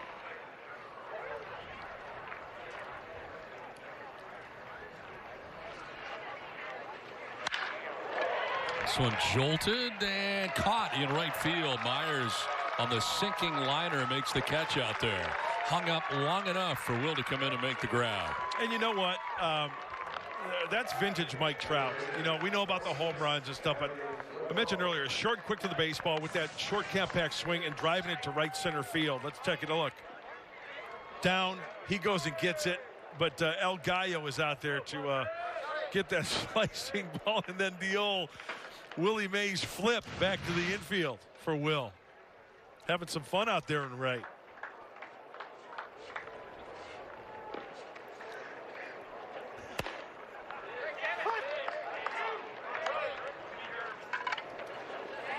Anthony Rendon batting here with 1 down in the 6th inning. Rendon grounded into a fielder's choice and popped out to second base. His 3rd plate appearance of the day.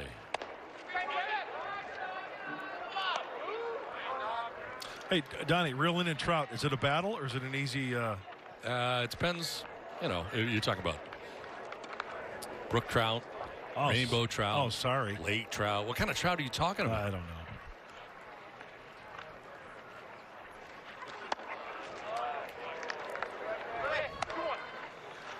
I don't know you're going to get fish that. either. I don't know you're going to get that specific. I realize we have like nothing in common.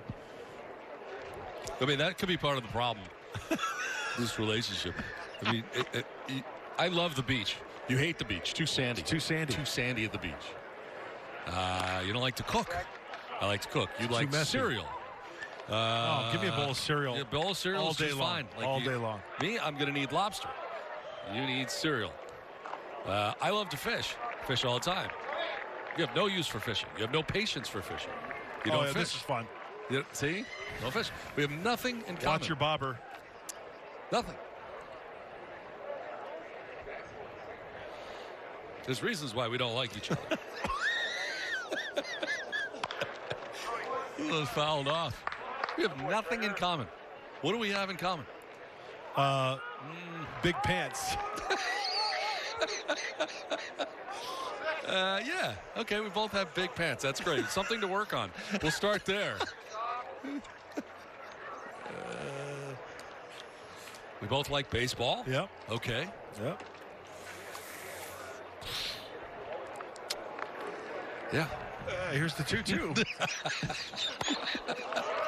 Ball 3. You like music, but you like. I like music from I like music from all over the place. I like music from the 70s and 80s. Right, that's it. And there's nothing wrong with it. No, there's nothing wrong with it. I like classic movies. It's just a limited time period. I like classic movies. I love the classics back in like the 30s, 40s. I don't particularly care for those movies. Payoff pitch. Fouled off. Maltese Falcon, Humphrey Bogart. Yep. It's great stuff. Treasure of the Sierra Madre. Don't get me wrong. It's just not my first choice. Casablanca. If I sit down, I'm not going to. No. That's nice. Very nice. Very nice gesture.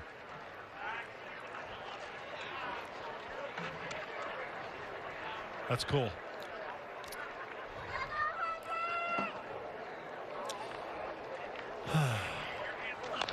This one is grounded foul down to one knee as Rendon.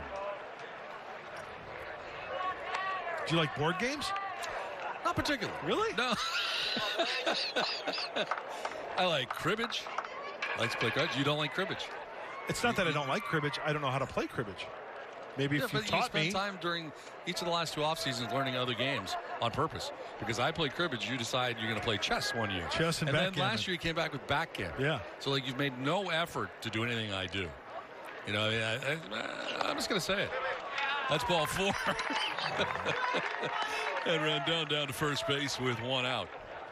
Well, first of all, thanks for reaching out, because you know the times you've reached out to me? 0. What are you talking about? The off season? Yeah. I'm very busy. Yeah. I don't have a lot of time.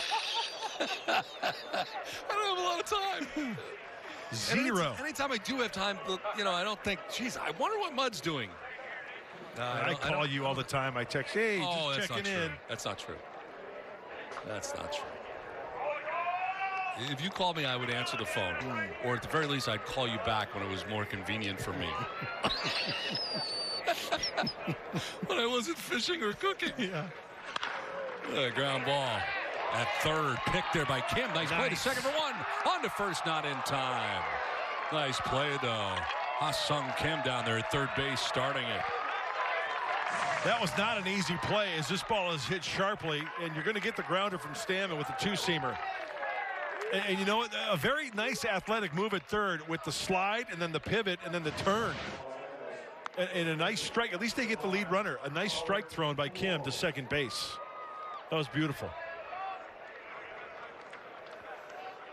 Now 2 down. Upton reaching at first on the back end of that double play bid. And here's Albert Pujols. There's another guy who can get a grounder with a 2-seamer away, trying to bring it back on the outside part of the plate, which Stammen loves to do, or a slider down or away.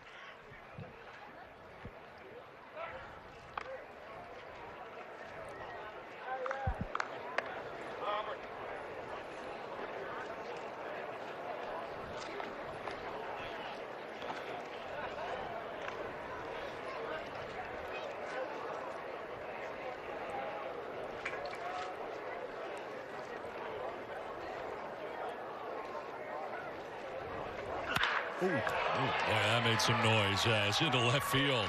Mateo on the backhand will get it back in. A loud single for Albert Pujols as Upton stands at second base. You know, the good thing about this is that it was hit so hard right to Mateo that no first and third action for the Angels. That ball had that sound to it. I mean, that was right on the sweet spot.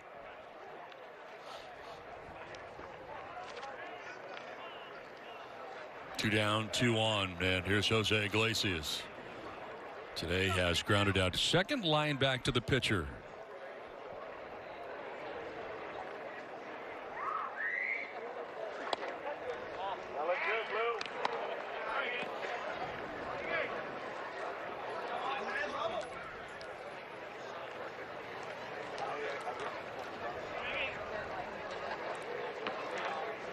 You know what? I've had it with you.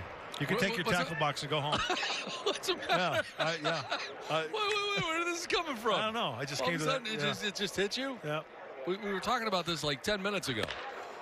This is on the ground is short. Gotta go. And Tatis will flip to second for the force out. They will wrap up the inning. And hopefully the end of this conversation.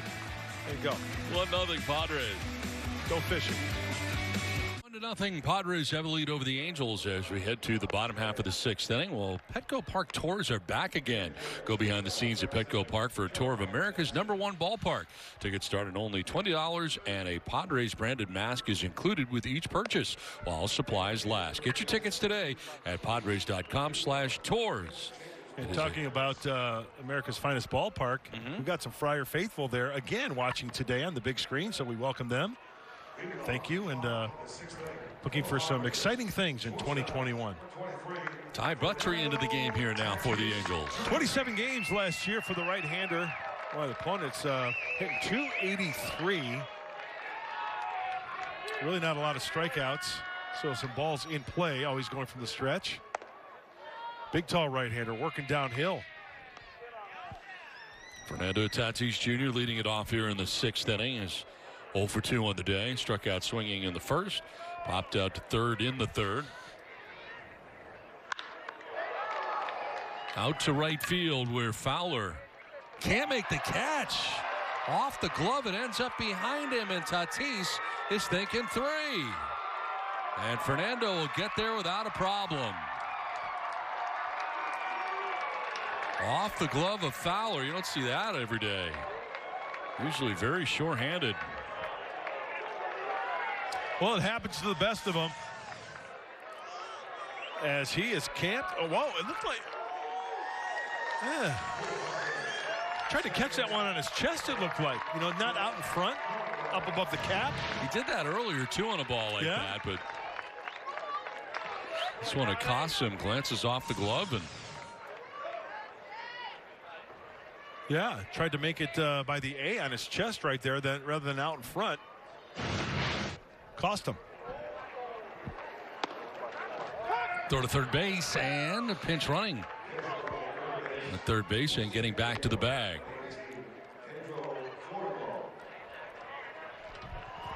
Pedro Florimon has taken over at third base.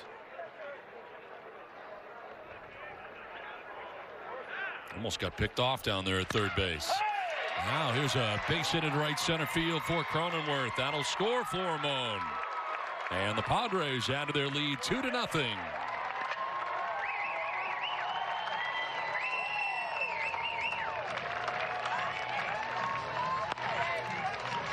Second RBI of the day for Cronenworth. Off speed, down and in. Infield was drawn in. And Jake Cronenworth will call it a day after an RBI single. Double, check that, double. Don't want to shortchange him.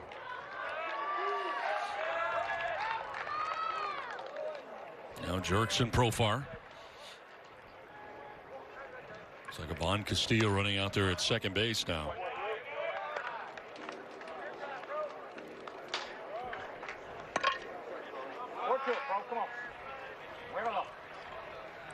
It is Ivan Castillo pinch running.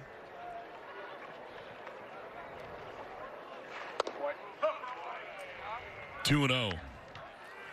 Profar today has fly to center and struck out looking.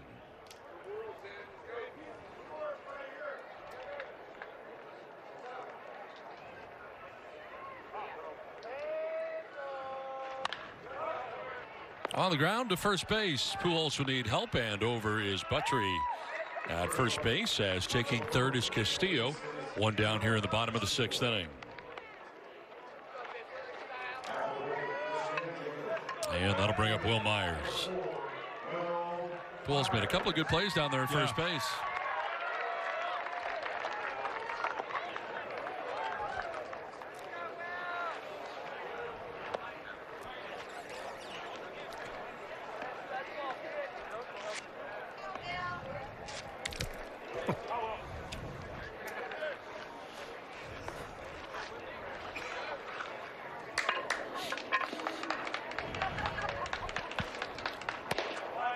Good downward plane on that strike.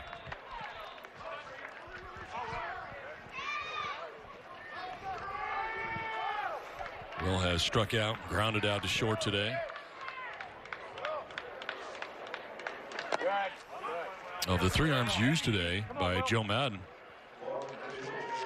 we saw Ohtani for 4, Iglesias for 1. Iglesias looked very sharp. Very nice. 3 hitters he faced. Good live fastball as Joe Madden brings the infield in and heavy on the left side. And with Buttrey out there, he's got that off-speed pitch out in front to Will Myers. Yeah, that'll induce a grounder to that side. That pitch there, if he makes contact, because he's out in front of it. So that head of the bat's going to be out in front and roll it over. Hence the 3 halos on the left side. So Joe Madden playing this one like it's a regular season game, right, Donnie? Absolutely. Inside out swing, and Myers sends it into center field. That'll score Castillo. And the Padres have taken a 3-0 lead. Will Myers with an RBI single.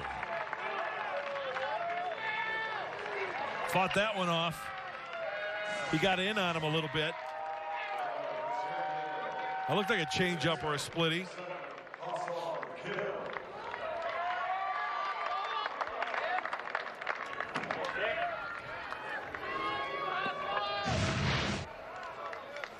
Tucupita Marcano pinch running at first base for Myers. Will out of the game.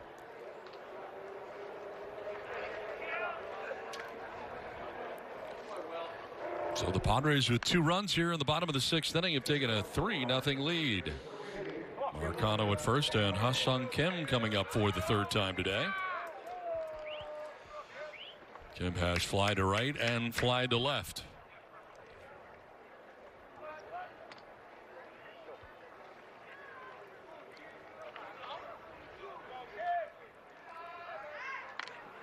Marcano back to the bag at first.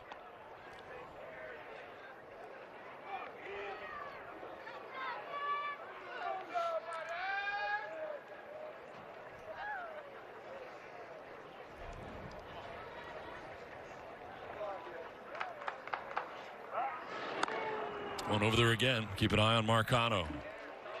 So with those rules we were going over with the throws to first base, right? Only 2, right? In the minor leagues. In the minor leagues? As a test. So this would be the situation where he could go now. Yeah, could not have to worry. Could you pitch out? You know, would the team pitch out? Sure.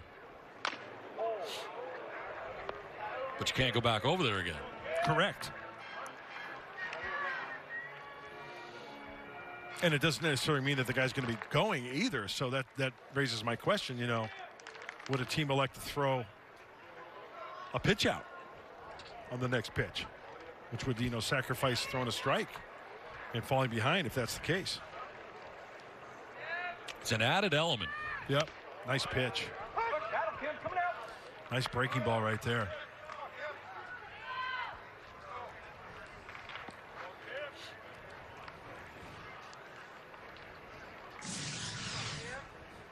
Looks like a breaker.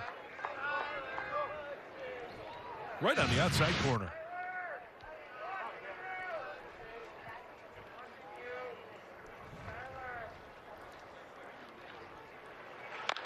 Going out there again, and Kim gets a piece. Too close to take, so he gets a piece of it, fouls it off. We're talking about the rule changes this year, and the minor leagues are going to try some of these at AAA, the size of the bases, which we won't talk about again. AA shifts are limited. More infielders positioned on the infield dirt. Can't go to the outfield as part of a shift. Required the rubber completely before throwing to any base. Disengage with the rubber to step off completely. What was the last one? I didn't see the last one. Oh, it was the step-offs we were talking about. Pick-off attempts at first base as striking out looking is Kim. Second out of the 6th inning.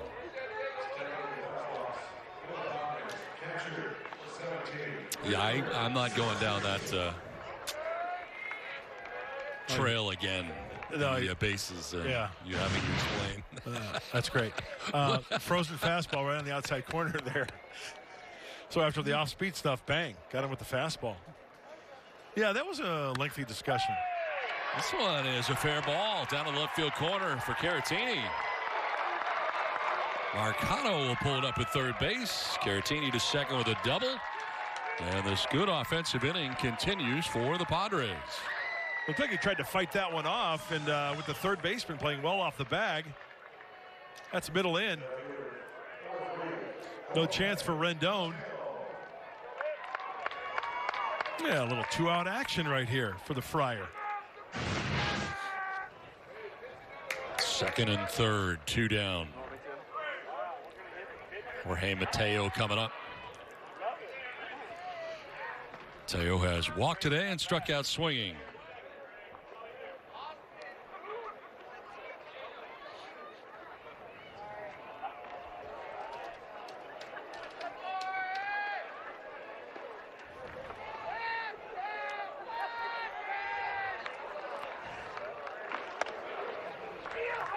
Breaking ball away again.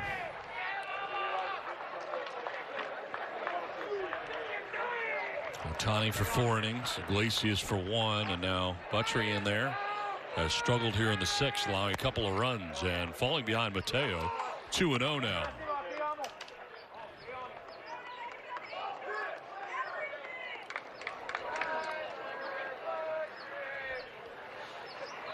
Buttrey with the fastball, curveball, and the changeup. That off speed that we've seen off the table is the changeup.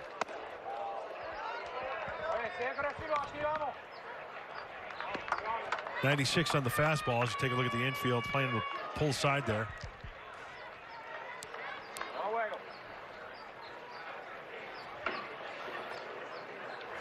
This will be the 20th pitch of the inning for Buttrey.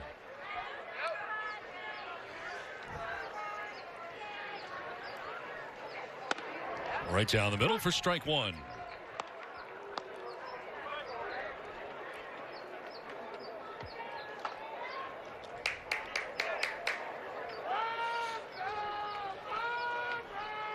Mateo jumping back out of the way of ball four. This will load the bases for the Friars.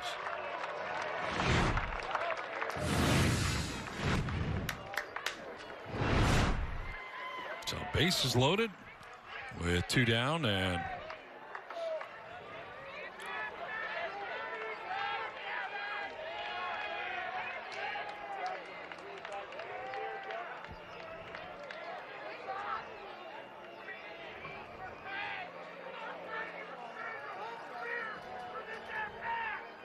interim pitching coach Matt Wise out there right now talking to Buttrey.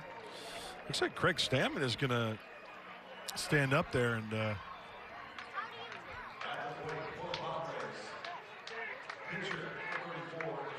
he looks like a hitter, doesn't he? Yes, he does. He's a good athlete, Craig Stammen. Now, is he going to take three, take four, whatever it takes? That has what we. It's either going to be a walk or a strikeout, right? It's the pattern we've seen. None of the pitchers have been swinging it much.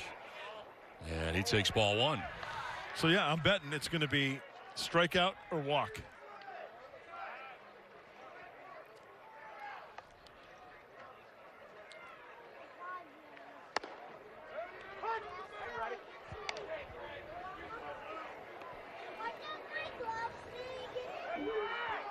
Marcano at third base, Caratini at second, Mateo at first.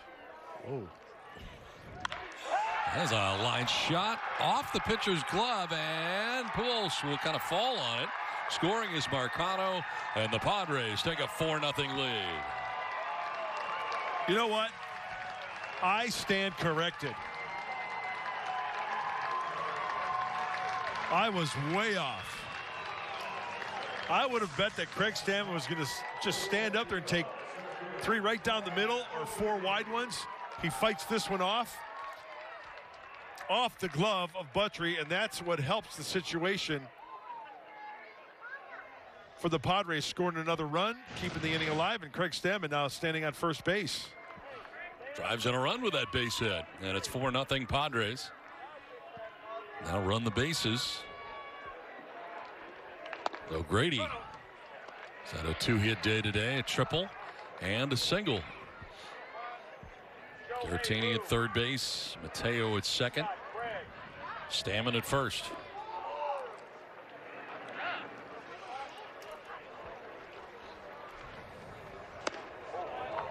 Ball and a strike now to O'Grady. Ninth member of the Padres to bat here in the inning. Three of them have scored so far.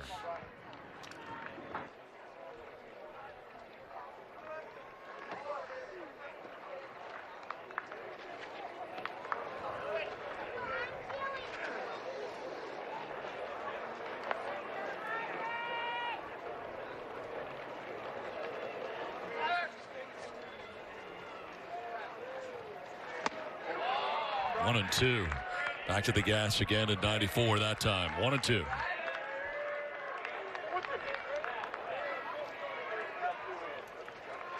As part of the changes this inning, Pedro Florimon came in to pinch run, and he's on deck now to hit for the first time. If we get that far, there are two outs here in the inning.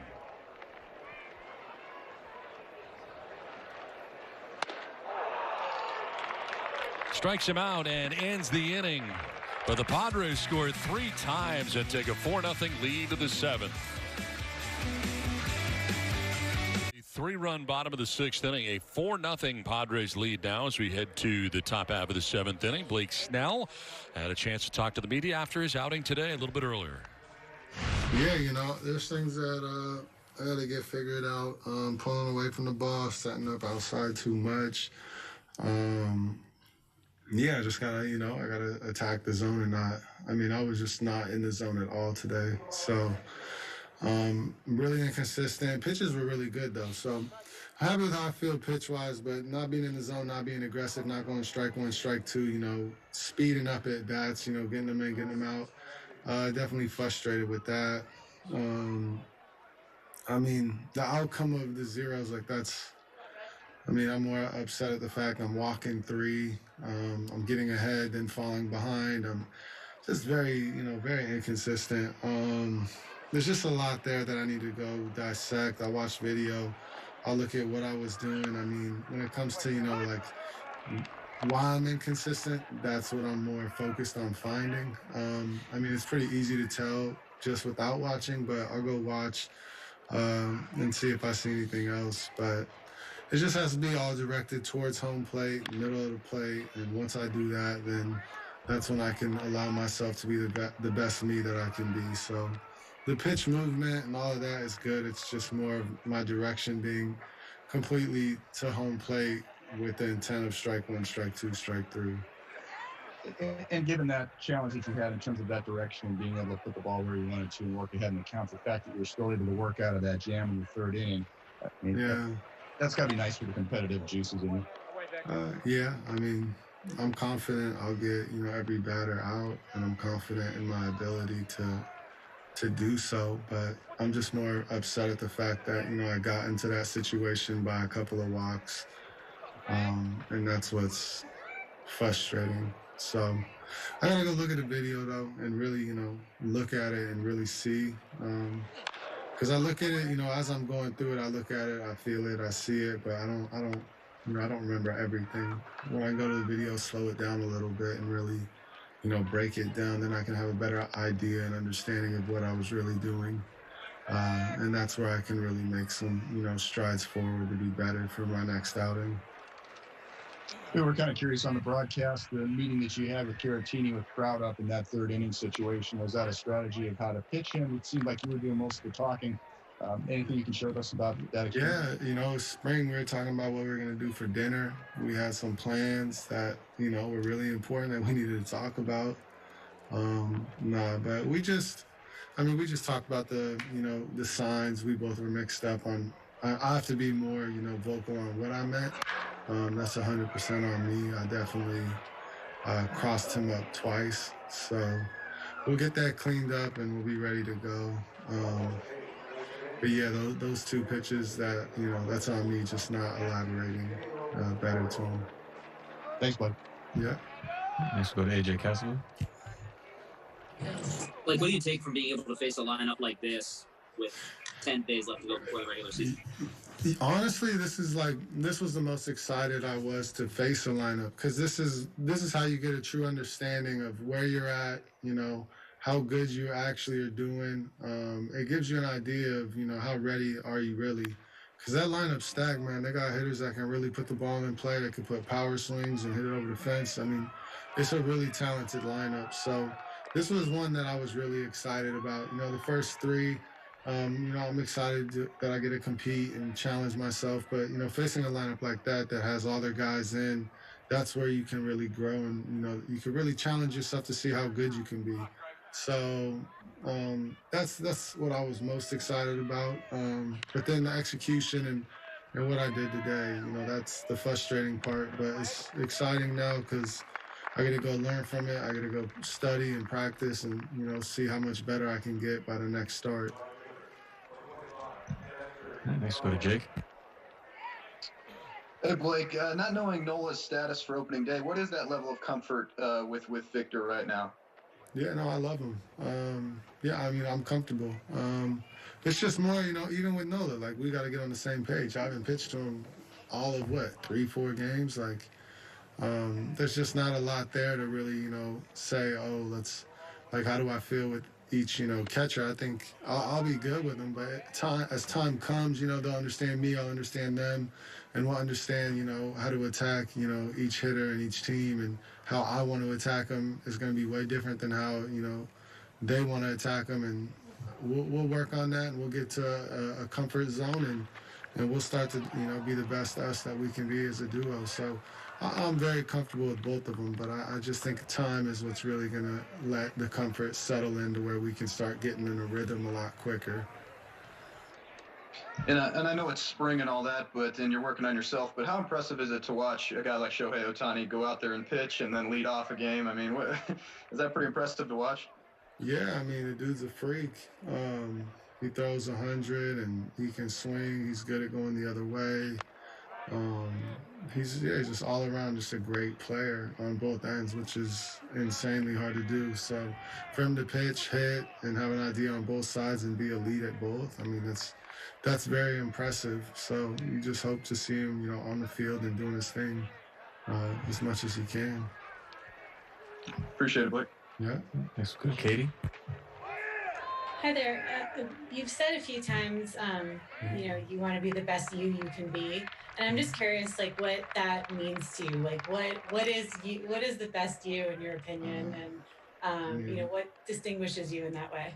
Yeah, I mean, I think the best part about trying to understand what the best me is I'll never know. Like, it's just something to chase. Like, I don't know. I just feel like the best me, even when I'm at my best, like, is it the best? I don't know. But I feel like chasing to be better and chasing to, be as elite as you can be every day, I think. The pitching change here as Blake Snell wraps up his conversation with the media. We'll step aside and come back after this. 4-0 Padres on top of the Angels with 2 outs here in the top of the 7th as Craig Stammen departs. Padres bring in Dan Altavilla. His 7th appearance of the spring. And there's only been 1 out of the last 6 that he has not given up a run. Little off with the location. Kind of working underneath the breaking ball a little bit, as we saw just right there. 4 walks, 5 earned runs, and 5 2/3 of Cactus League action for Dan Altavilla. Facing Jose Rojas. Batting with 2 outs and the bases empty. So Stammen did a nice job. Everybody's done a pretty nice job today. Yep. Snell 1 3 1/3, no runs. Melanson inning and 2/3, no runs. Stammen inning and 2/3, no runs. All good. Especially Melanson and Stammen, as you mentioned, pounding the strike zone. Snell working out of some problems, as he mentioned in that presser. The fly ball headed to left field. Mateo out there. The glasses on. Will make the catch. That wraps up the top of the 7th inning stretch of the Padres on top 4-0. Padres with a 4-0 lead over the Angels as we head to the bottom of the 7th inning. And joining us now is the man who was the Padres offense for the first 4 innings of this ball game. He walked away with a triple and a single. Great job. Brian O'Grady, thanks so much for joining us today. Thank you guys for having me. I guess you were seeing Mr. Ohtani pretty well. He had some nasty stuff today, but it didn't seem to bother you at all. Yeah, his stuff is phenomenal, obviously. I guess I just got a couple pitches to hit and put some decent swings on them, and they found some grass, thankfully. Hey, Brian, it looks like you've been feeling pretty good all spring training. You've played in 18 games so far. It's the most of any Padres. You've been getting the opportunities, and a .429 on base percentage, a couple of home runs, those 2 hits today. Overall, how have you been feeling this spring training? I feel much better lately. In the beginning of spring training, I was tweaking some things with my hands, and it didn't go very well, to put it bluntly. I think I was 0 for 12 or something to start spring, but once I kind of went back to how I'm used to hitting, since then I've really felt good, and I felt like my just at-bats are much better, and I'm seeing the ball much better, so I'm very happy now. It's always so interesting. You come into spring training, and you're in the unique position of you're trying to make a team, and at the same time, you're open to ideas to try to make yourself a better hitter. Where's that balance? Because obviously you're trying things, but you're also trying to compete at the highest level. Yeah, it's tough. Coming to a new organization and everything, you want to kind of be open to things they might see that can help you improve, because obviously that's the goal. At the same time, I don't feel I've given myself a full, a real chance to do what I do in the big leagues. I've kind of always tweaked, so now me and Ease have talked about it, and I'm sticking with what I do, and it's going well now, and if I go down, I'm going to go down that way. Hey, Brian, explain to us, if you don't mind, a little bit about your journey to get to the Padres. You were with Cincinnati for many years, got traded to Tampa Bay, a free agent in the offseason. It sounded like you had opportunities to play in some of the international leagues, but opted to sign with the Padres. How'd you end up in San Diego? Yeah, you said it. you know, the Padres were the first team that contacted me this offseason, and stayed in touch throughout. And I had some other teams, you know, a lot of non-roster stuff, but just the way baseball is currently, it was tough to take something that wasn't guaranteed. And obviously the international opportunities are really good too. And, you know, now a lot of guys just come back if they play well. So it was going to take something special to keep me here. And the Padres wanted to do that. And I'm very glad they did. And yeah, with only a few hours left, the Padres made the move, and that's how I ended up here. And how's the transition going for you? I know you said early on it was kind of difficult. You're trying to learn a whole bunch of new names, and everybody's wearing masks. You're starting to figure everything out now? Yeah, it's much better now. The beginning was tough, definitely.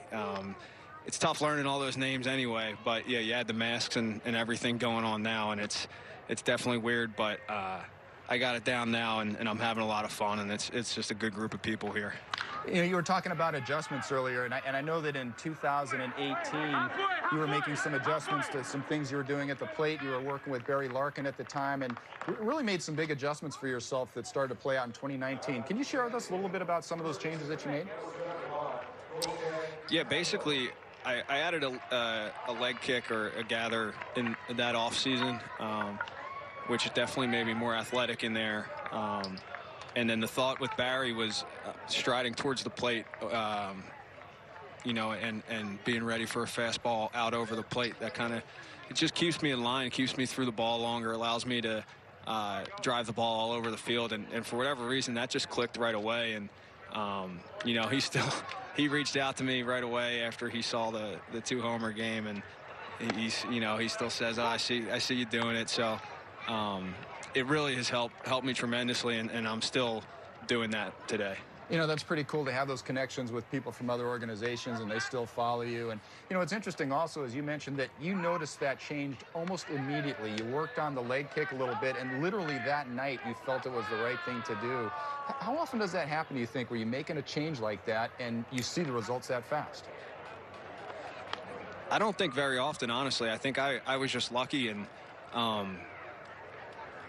that I finally found what worked for me. You know, different things work for different guys, and for whatever reason that night, I knew my first at bat I hit a line drive to right center, and then my second at bat I flew out to the warning track in left center, and I hadn't done that in, you know, hit it with authority that way, and I don't know how long. So once, even though I made the out right there, in my head I'm like, okay, this is going to work, and stuck with it, and thankfully here I am today. Okay, so you have the triple today, you have the single today, and you're doing it swinging a bat from your own bat company. Tell us about your bat company. What's the name of it, and how'd you get involved? Yeah, it's called Richie Bats. I got involved before last year. My father-in-law was an original investor in it, and one of the owners now, and we do really well in the youth market. Tons of customized bats, all sorts of lengths, colors. They're really cool. I wish I could swing some of the stuff they do in the MLB, but they got rules against it. But yeah, they wanted to get to the MLB, and it helps to have a player swinging it. And obviously the family connection is there, and I ended up swinging them and loved them, and still swinging them now, and they're great. This year I really think we're going to take off. We got a lot of minor league guys that are going to swing them, and hopefully we'll get some more big leaguers. And you know, once people swing them and feel how good the wood is, it's definitely special. So now, after you have a game like you did the other day where you hit two home runs, or like today where you go triple and single, do guys come up to you and say, hey, can I try one of your sticks? Yeah, I've had a few guys ask about it. Hopefully as we go on here, I'll get some more. You know, I don't want to mess with anybody's bats, because obviously that's very important to hitters. And obviously we have some really good hitters on this team, so I don't want to push on them too much, but hopefully I keep doing well here, and they'll start coming to me more and more about the bats. Hey, Brian, last one, we'll let you go. I've heard that you've got a great social media following, and you have a lot of fun with the people on Twitter going back and forth. How did that all get started? And if people want to follow you on Twitter, where can they find you? My Twitter's at Brian O'Grady 21. Started this offseason after I signed. Obviously, I wasn't a huge signing to baseball fans, so people just looking at numbers and stuff and not knowing the story. Somebody said something. They weren't saying bad things, but they were just kind of pointing something out. And I forget how I saw it, but I just kind of gave the explanation, basically what we talked about and the changes that were made. And they just loved it. And it kind of went on from there, and the interactions have grown. And then obviously the Ben and Woods radio show and the Irish bit has blown up into this huge thing that I get stuff just about every day now from people, and it keeps me laughing. And it's just been a lot of fun this whole time. Well, it's been great having you on the show with us today. We appreciate the time. Keep up the great work in spring training, and good luck down the stretch. Thank you, Brian. Thank you, guys. Appreciate you having me. Brian O'Grady, guys, he did a great job today. He had the triple, he had the single. He's making a nice push to try to make this opening day roster. Don and Mud, back up to you. All right, Scan, thanks very much. It was good stuff. Yeah, thanks, Scan. Good job there. And what a great kid, Brian O'Grady, the kind of kid you root for. Got a lot going on.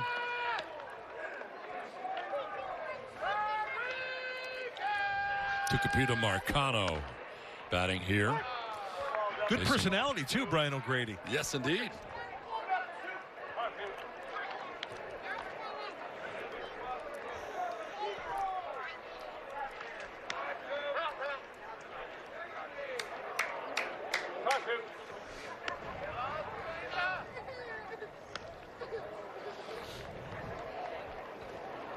One, two from Rodriguez.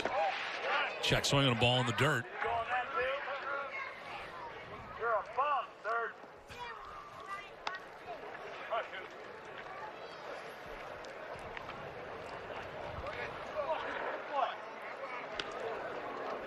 Tucupita Marcano batting here with 2 down. And Flormone at third base right now for the Padres. That is just going to miss, and it's a full count now. Oh, Chris Rodriguez, the right-hander, 4th rounder in 2016 by the Angels. Throws mid-90s.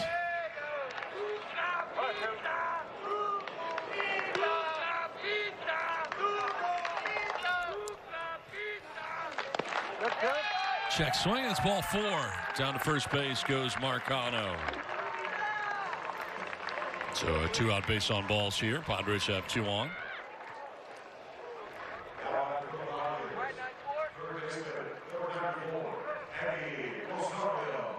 Thank you. Rosario coming up, took over third base for the Padres.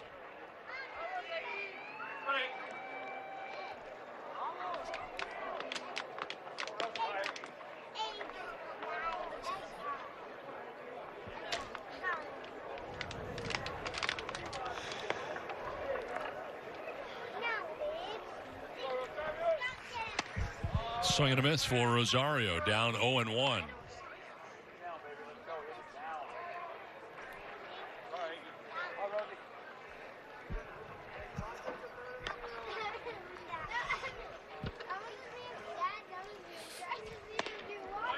Right down the middle to Eggy Rosario. That's 98 coming at you now.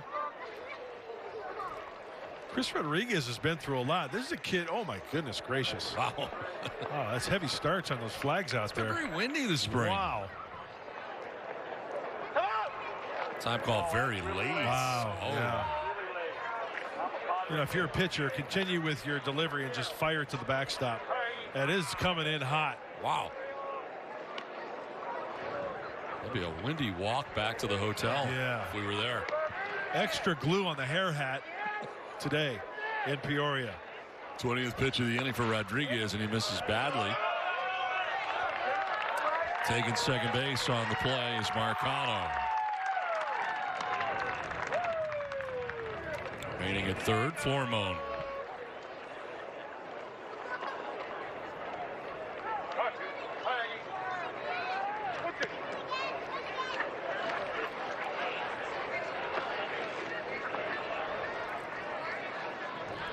Chris Rodriguez, the pitcher for the Angels, has been through a lot. We talk about injuries. This kid had a stress fracture in his spine, battling back from that. Did he go? And then we did not. 2-2. And then, of course, with the coronavirus, shut down, and not, that year of development we're talking about, kind of felt that he lost, kind of a year to development there. So he's trying to bounce back. He's got a really hot fastball at 98 that we've seen today. Wow. In there for strike 3. Rosario strikes out. Padres will leave a pair on, but take a 4-0 lead to the 8th. Back in Peoria with the Padres on top 4-0 over the Angels. Keone Kela into the game here for the Padres. This Cabaret telecast presented by authority of the San Diego Padres may not be reproduced or retransmitted in any form, and the accounts and descriptions of this game may not be disseminated without the express written consent of the San Diego Padres. Here is Kela. Kela's having a good spring. This is going to be his 5th appearance. The 4 prior, 4 innings, only 1 hit. No runs. 1 walk in those 4 innings and 6 strikeouts. One of the guys that we talked about in the competition for the closer's role for the Padres. That was a guy we saw in spring training last year, Juan Lagares. Coming off the bench here and hitting for the first time today as he takes a pitch inside. Former Met. Back in 2019 with the Mets, 133 games, had 5 homers, 27 runs batted in.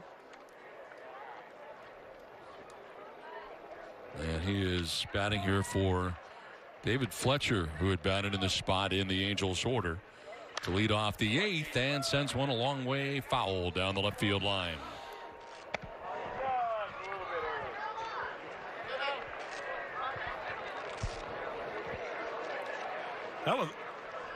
That one looked like it was heading towards Donatangelo's Peoria. It was, yes. Headed in that direction where, by the way, my understanding is we're booked tonight in case you were looking to make a reservation. Up and in. Making chicken piccata tonight, and we are booked. Yeah. Wow. Yeah. What's in chicken piccata? Some capers, some white wine, a bit of garlic. It's a nice dish. But we're booked. Is there going to be a vegetable medley involved? I believe yes. Turns on this, sends it a long way foul towards Donatangelo's Peorias. Lots of stuff on the menu. This is it, actually. Oh no, this was the cutlets. Garlic and white wine, provolone, mozzarella, and mushroom is kind of an added thing you do on the side that put on the top at the end. Very, very nice. Very light. You know what? Very summery dish. I'm not going to lie to you. Yeah. That looks so good. It was delicious. But it's hard to get a reservation. Down to first. Kato able to flip to Kela for the out. Lagares shot number 1 of the 8th. Kato over at first. The Rancho Bernardo High School product. Rancho Bernardo High School, that is. Did you mess it up last time? Oh, you think? Oh, you did? Oh, my gosh. You would think that I just, whatever. The 1 out here in the 8th. And here is Luis Rengifo. Did I mention that Gosuke Kato went to Rancho Bernardo High School? You did, okay. Yes. Yep, at least once. All right. Let me check Donatangelo's Coronado. Oh, no, that's booked too. Is it? Yeah, I just checked. I don't know. I don't know what you're going to do. I'll have a bowl of cereal.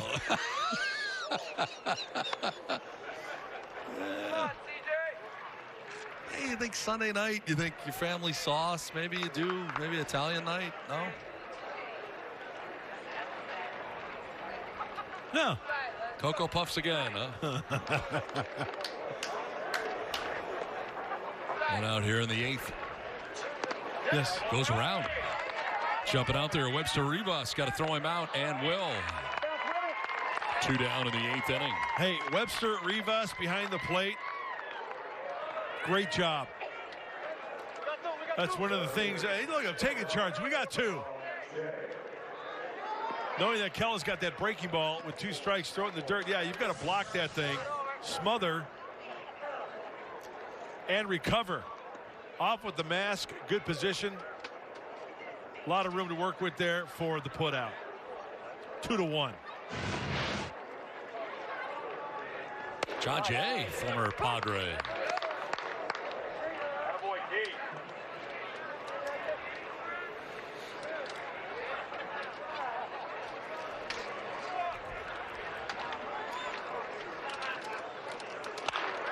Taking it the other way, and it's lying to third. Eggy Rosario is there to make the catch. It sends us to the bottom of the 8th with the Padres on top 4-0.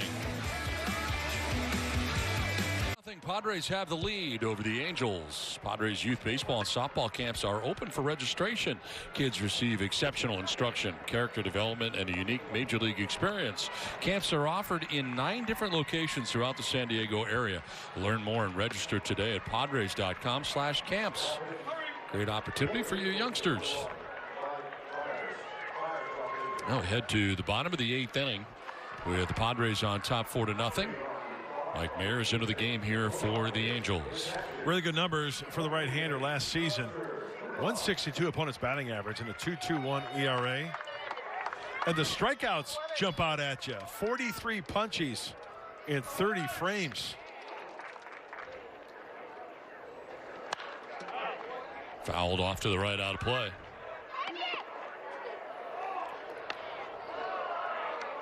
Webster Rivas batting for the first time today. Victor Caratini had been in this spot, was 1 for 3 with a double.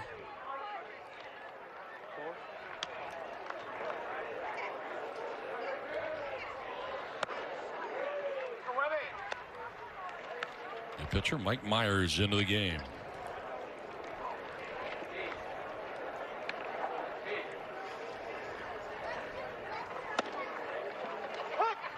High strike call.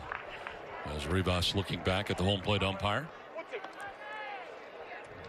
Myers pretty much a 4-pitch pitcher, and he'll mix it up occasionally. He throw the fastball, the slider, the cutter, the curveball, and the change. Last year incorporated that cut fastball. You know, we talk about pitchers trying new pitches, and I think the cut fastball is something that's quite unique. I like the idea of throwing a cut fastball. The key is, though, I think, you can't try to make it too big. Some guys throw a cutter, it's nice and short, and they think, oh, if I make it a little bigger, maybe better. Not the case.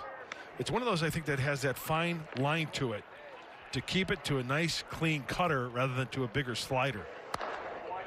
And it's just avoiding the sweet spot off the end of the bat, rather, you know, maybe 6-8 inches or so. I would think it'd be tough to try new things if you're trying to make a club, though, in spring training. Yeah, well, yeah, if you're trying to make a club, yes. You have to go with, you know, what got you there. You think he's going to have you make the club. There's no question about it.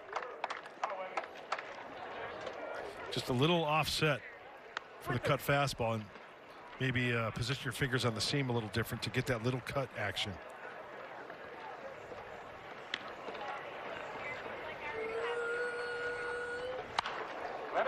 Fouls it back. We'll do it again, 3-2. I've always wanted to throw the knuckleball.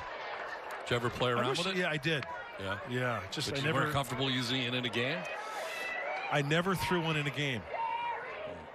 I was thinking about it in '95 with the Cubs as an I-Cub, but I never got around to it. Swing and a miss, and Rivas strikes out to open up the bottom of the 8th inning. Who knows? It might have saved your career. Well, here's all the of way. a sudden you become a knuckleball specialist. You get pitched till you're 50. Well, there's a fastball blown by Rivas. If I try to throw the knuckleball and make a comeback, yeah, or pitch longer, I'm not sitting here next to you. So how's that make you feel? Perhaps even a better reason you should have tried it. One out here in the 8th. It's just so cool and fun to watch a knuckle. yeah. I mean, you saw Tim Wakefield all those years. A lot of years. Gosh. Very good friend of mine. It was just watching guys try to hit it. I mean, good hitters. Yeah. Like Hall of Famers. And it's like nothing else. Yeah. And quite frankly, a number of catchers had a very difficult time catching him. I mean, it's not easy to catch. Josh Bard. Yes. Former Friar. Failed at it. Kevin Cash, not great. Skipper of the Rays. Manager of the year. Yeah. In the American League. Good manager? Good manager. Couldn't catch a knuckleball. Could not catch it. Actually, he was better than most. Yeah, though. I know. I'm just kind of. Still, there were some bad ones. Giving him a hard time. Really bad. Yeah.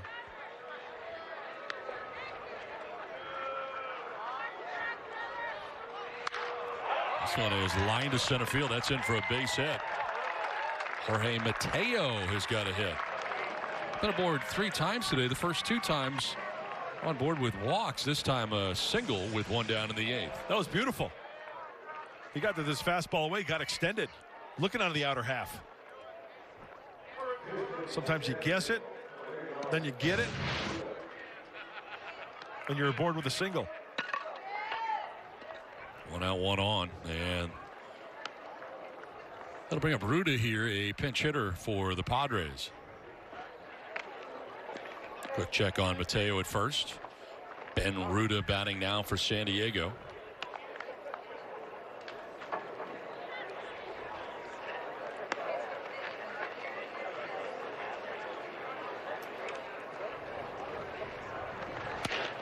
Swing and a miss, in on the hands that time. You know what I always felt regarding the knuckleballer? Did a lot of guys run on Wakefield? No, not particularly. See, I always thought that, like, I would put myself in. Didn't get on. That's part of the problem. Well, yeah. This one is shot back to the mound, throw to second base, got an out there, on to first, got an out there.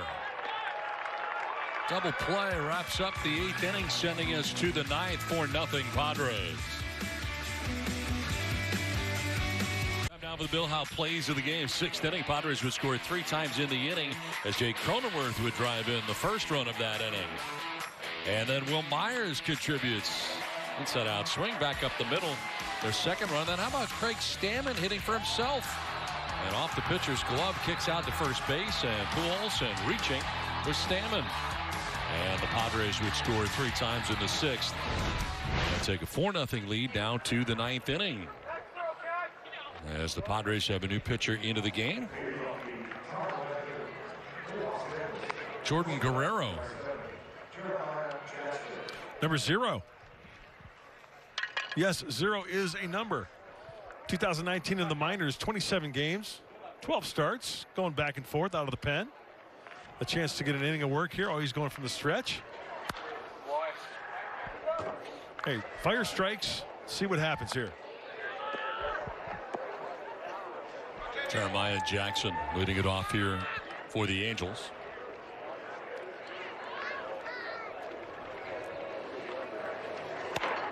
Elevates with a fastball at 97. Jackson tardy on the swing, 0-2.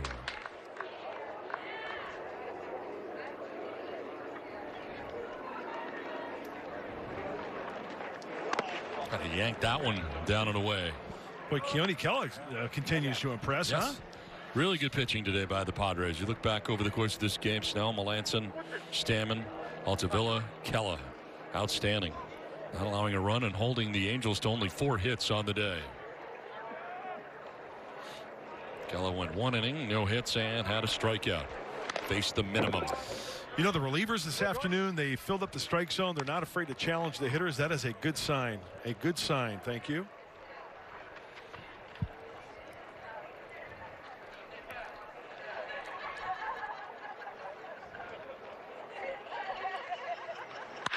This one is on the ground to short. Flormone to first base for out number 1 of the 9th inning.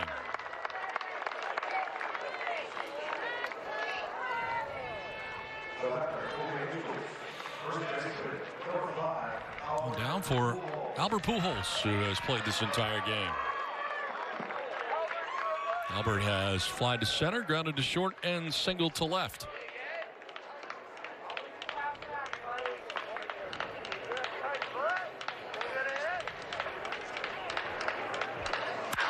Ooh. High fly ball to left field. Ruda will watch this one leave. Albert Pujols with a home run. Comes in his 4th plate appearance of the day with 1 out in the 9th. The Angels are on the board thanks to the Pujols home run. That just sounded like it was going out. And you know that Albert is not going to let a fastball right down the middle go by no matter what the score is. He's going to get his hacks in.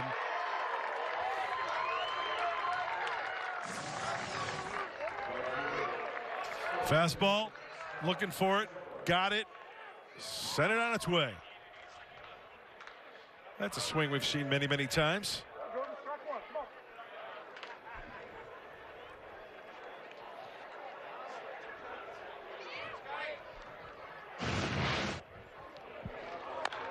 Scott Schebler bats with one out and the base is empty.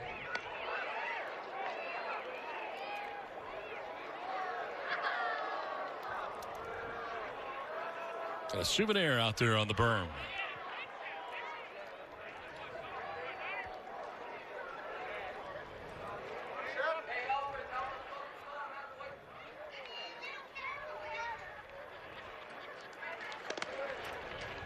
He's had a few in the dirt. Guerrero here.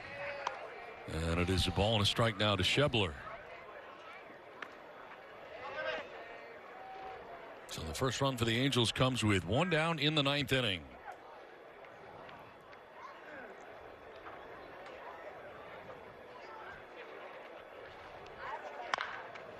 On the ground to first base. Kato takes it the bag for out number 2. So 3 unassisted on the put out at first.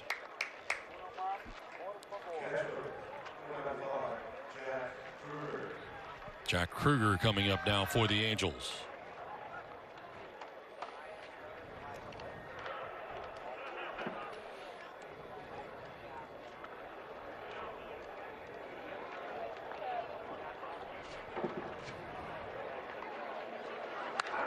Our next broadcast next Saturday against these Angels again, but in Tempe.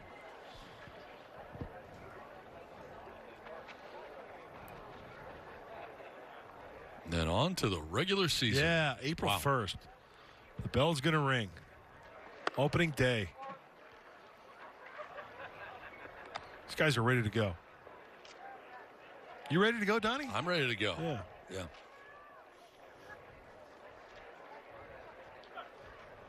Padres play the Royals tomorrow. You know what that means. 1-1 pitch is grounded foul outside of third. No, what does that mean, Mark? Bad news for the Royals.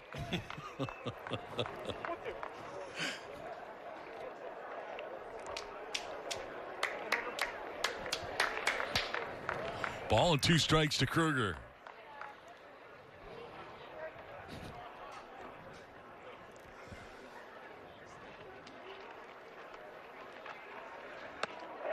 That is strike 3.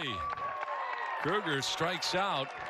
The Angels do get a run in the 9th inning on the home run by Pujols.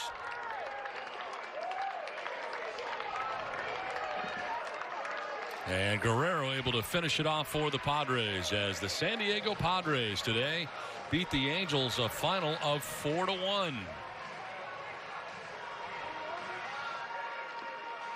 Nice day for the Padres, getting a lot of good work in. And Albert Pujols with the home run, supplying the Angels' only run of the day.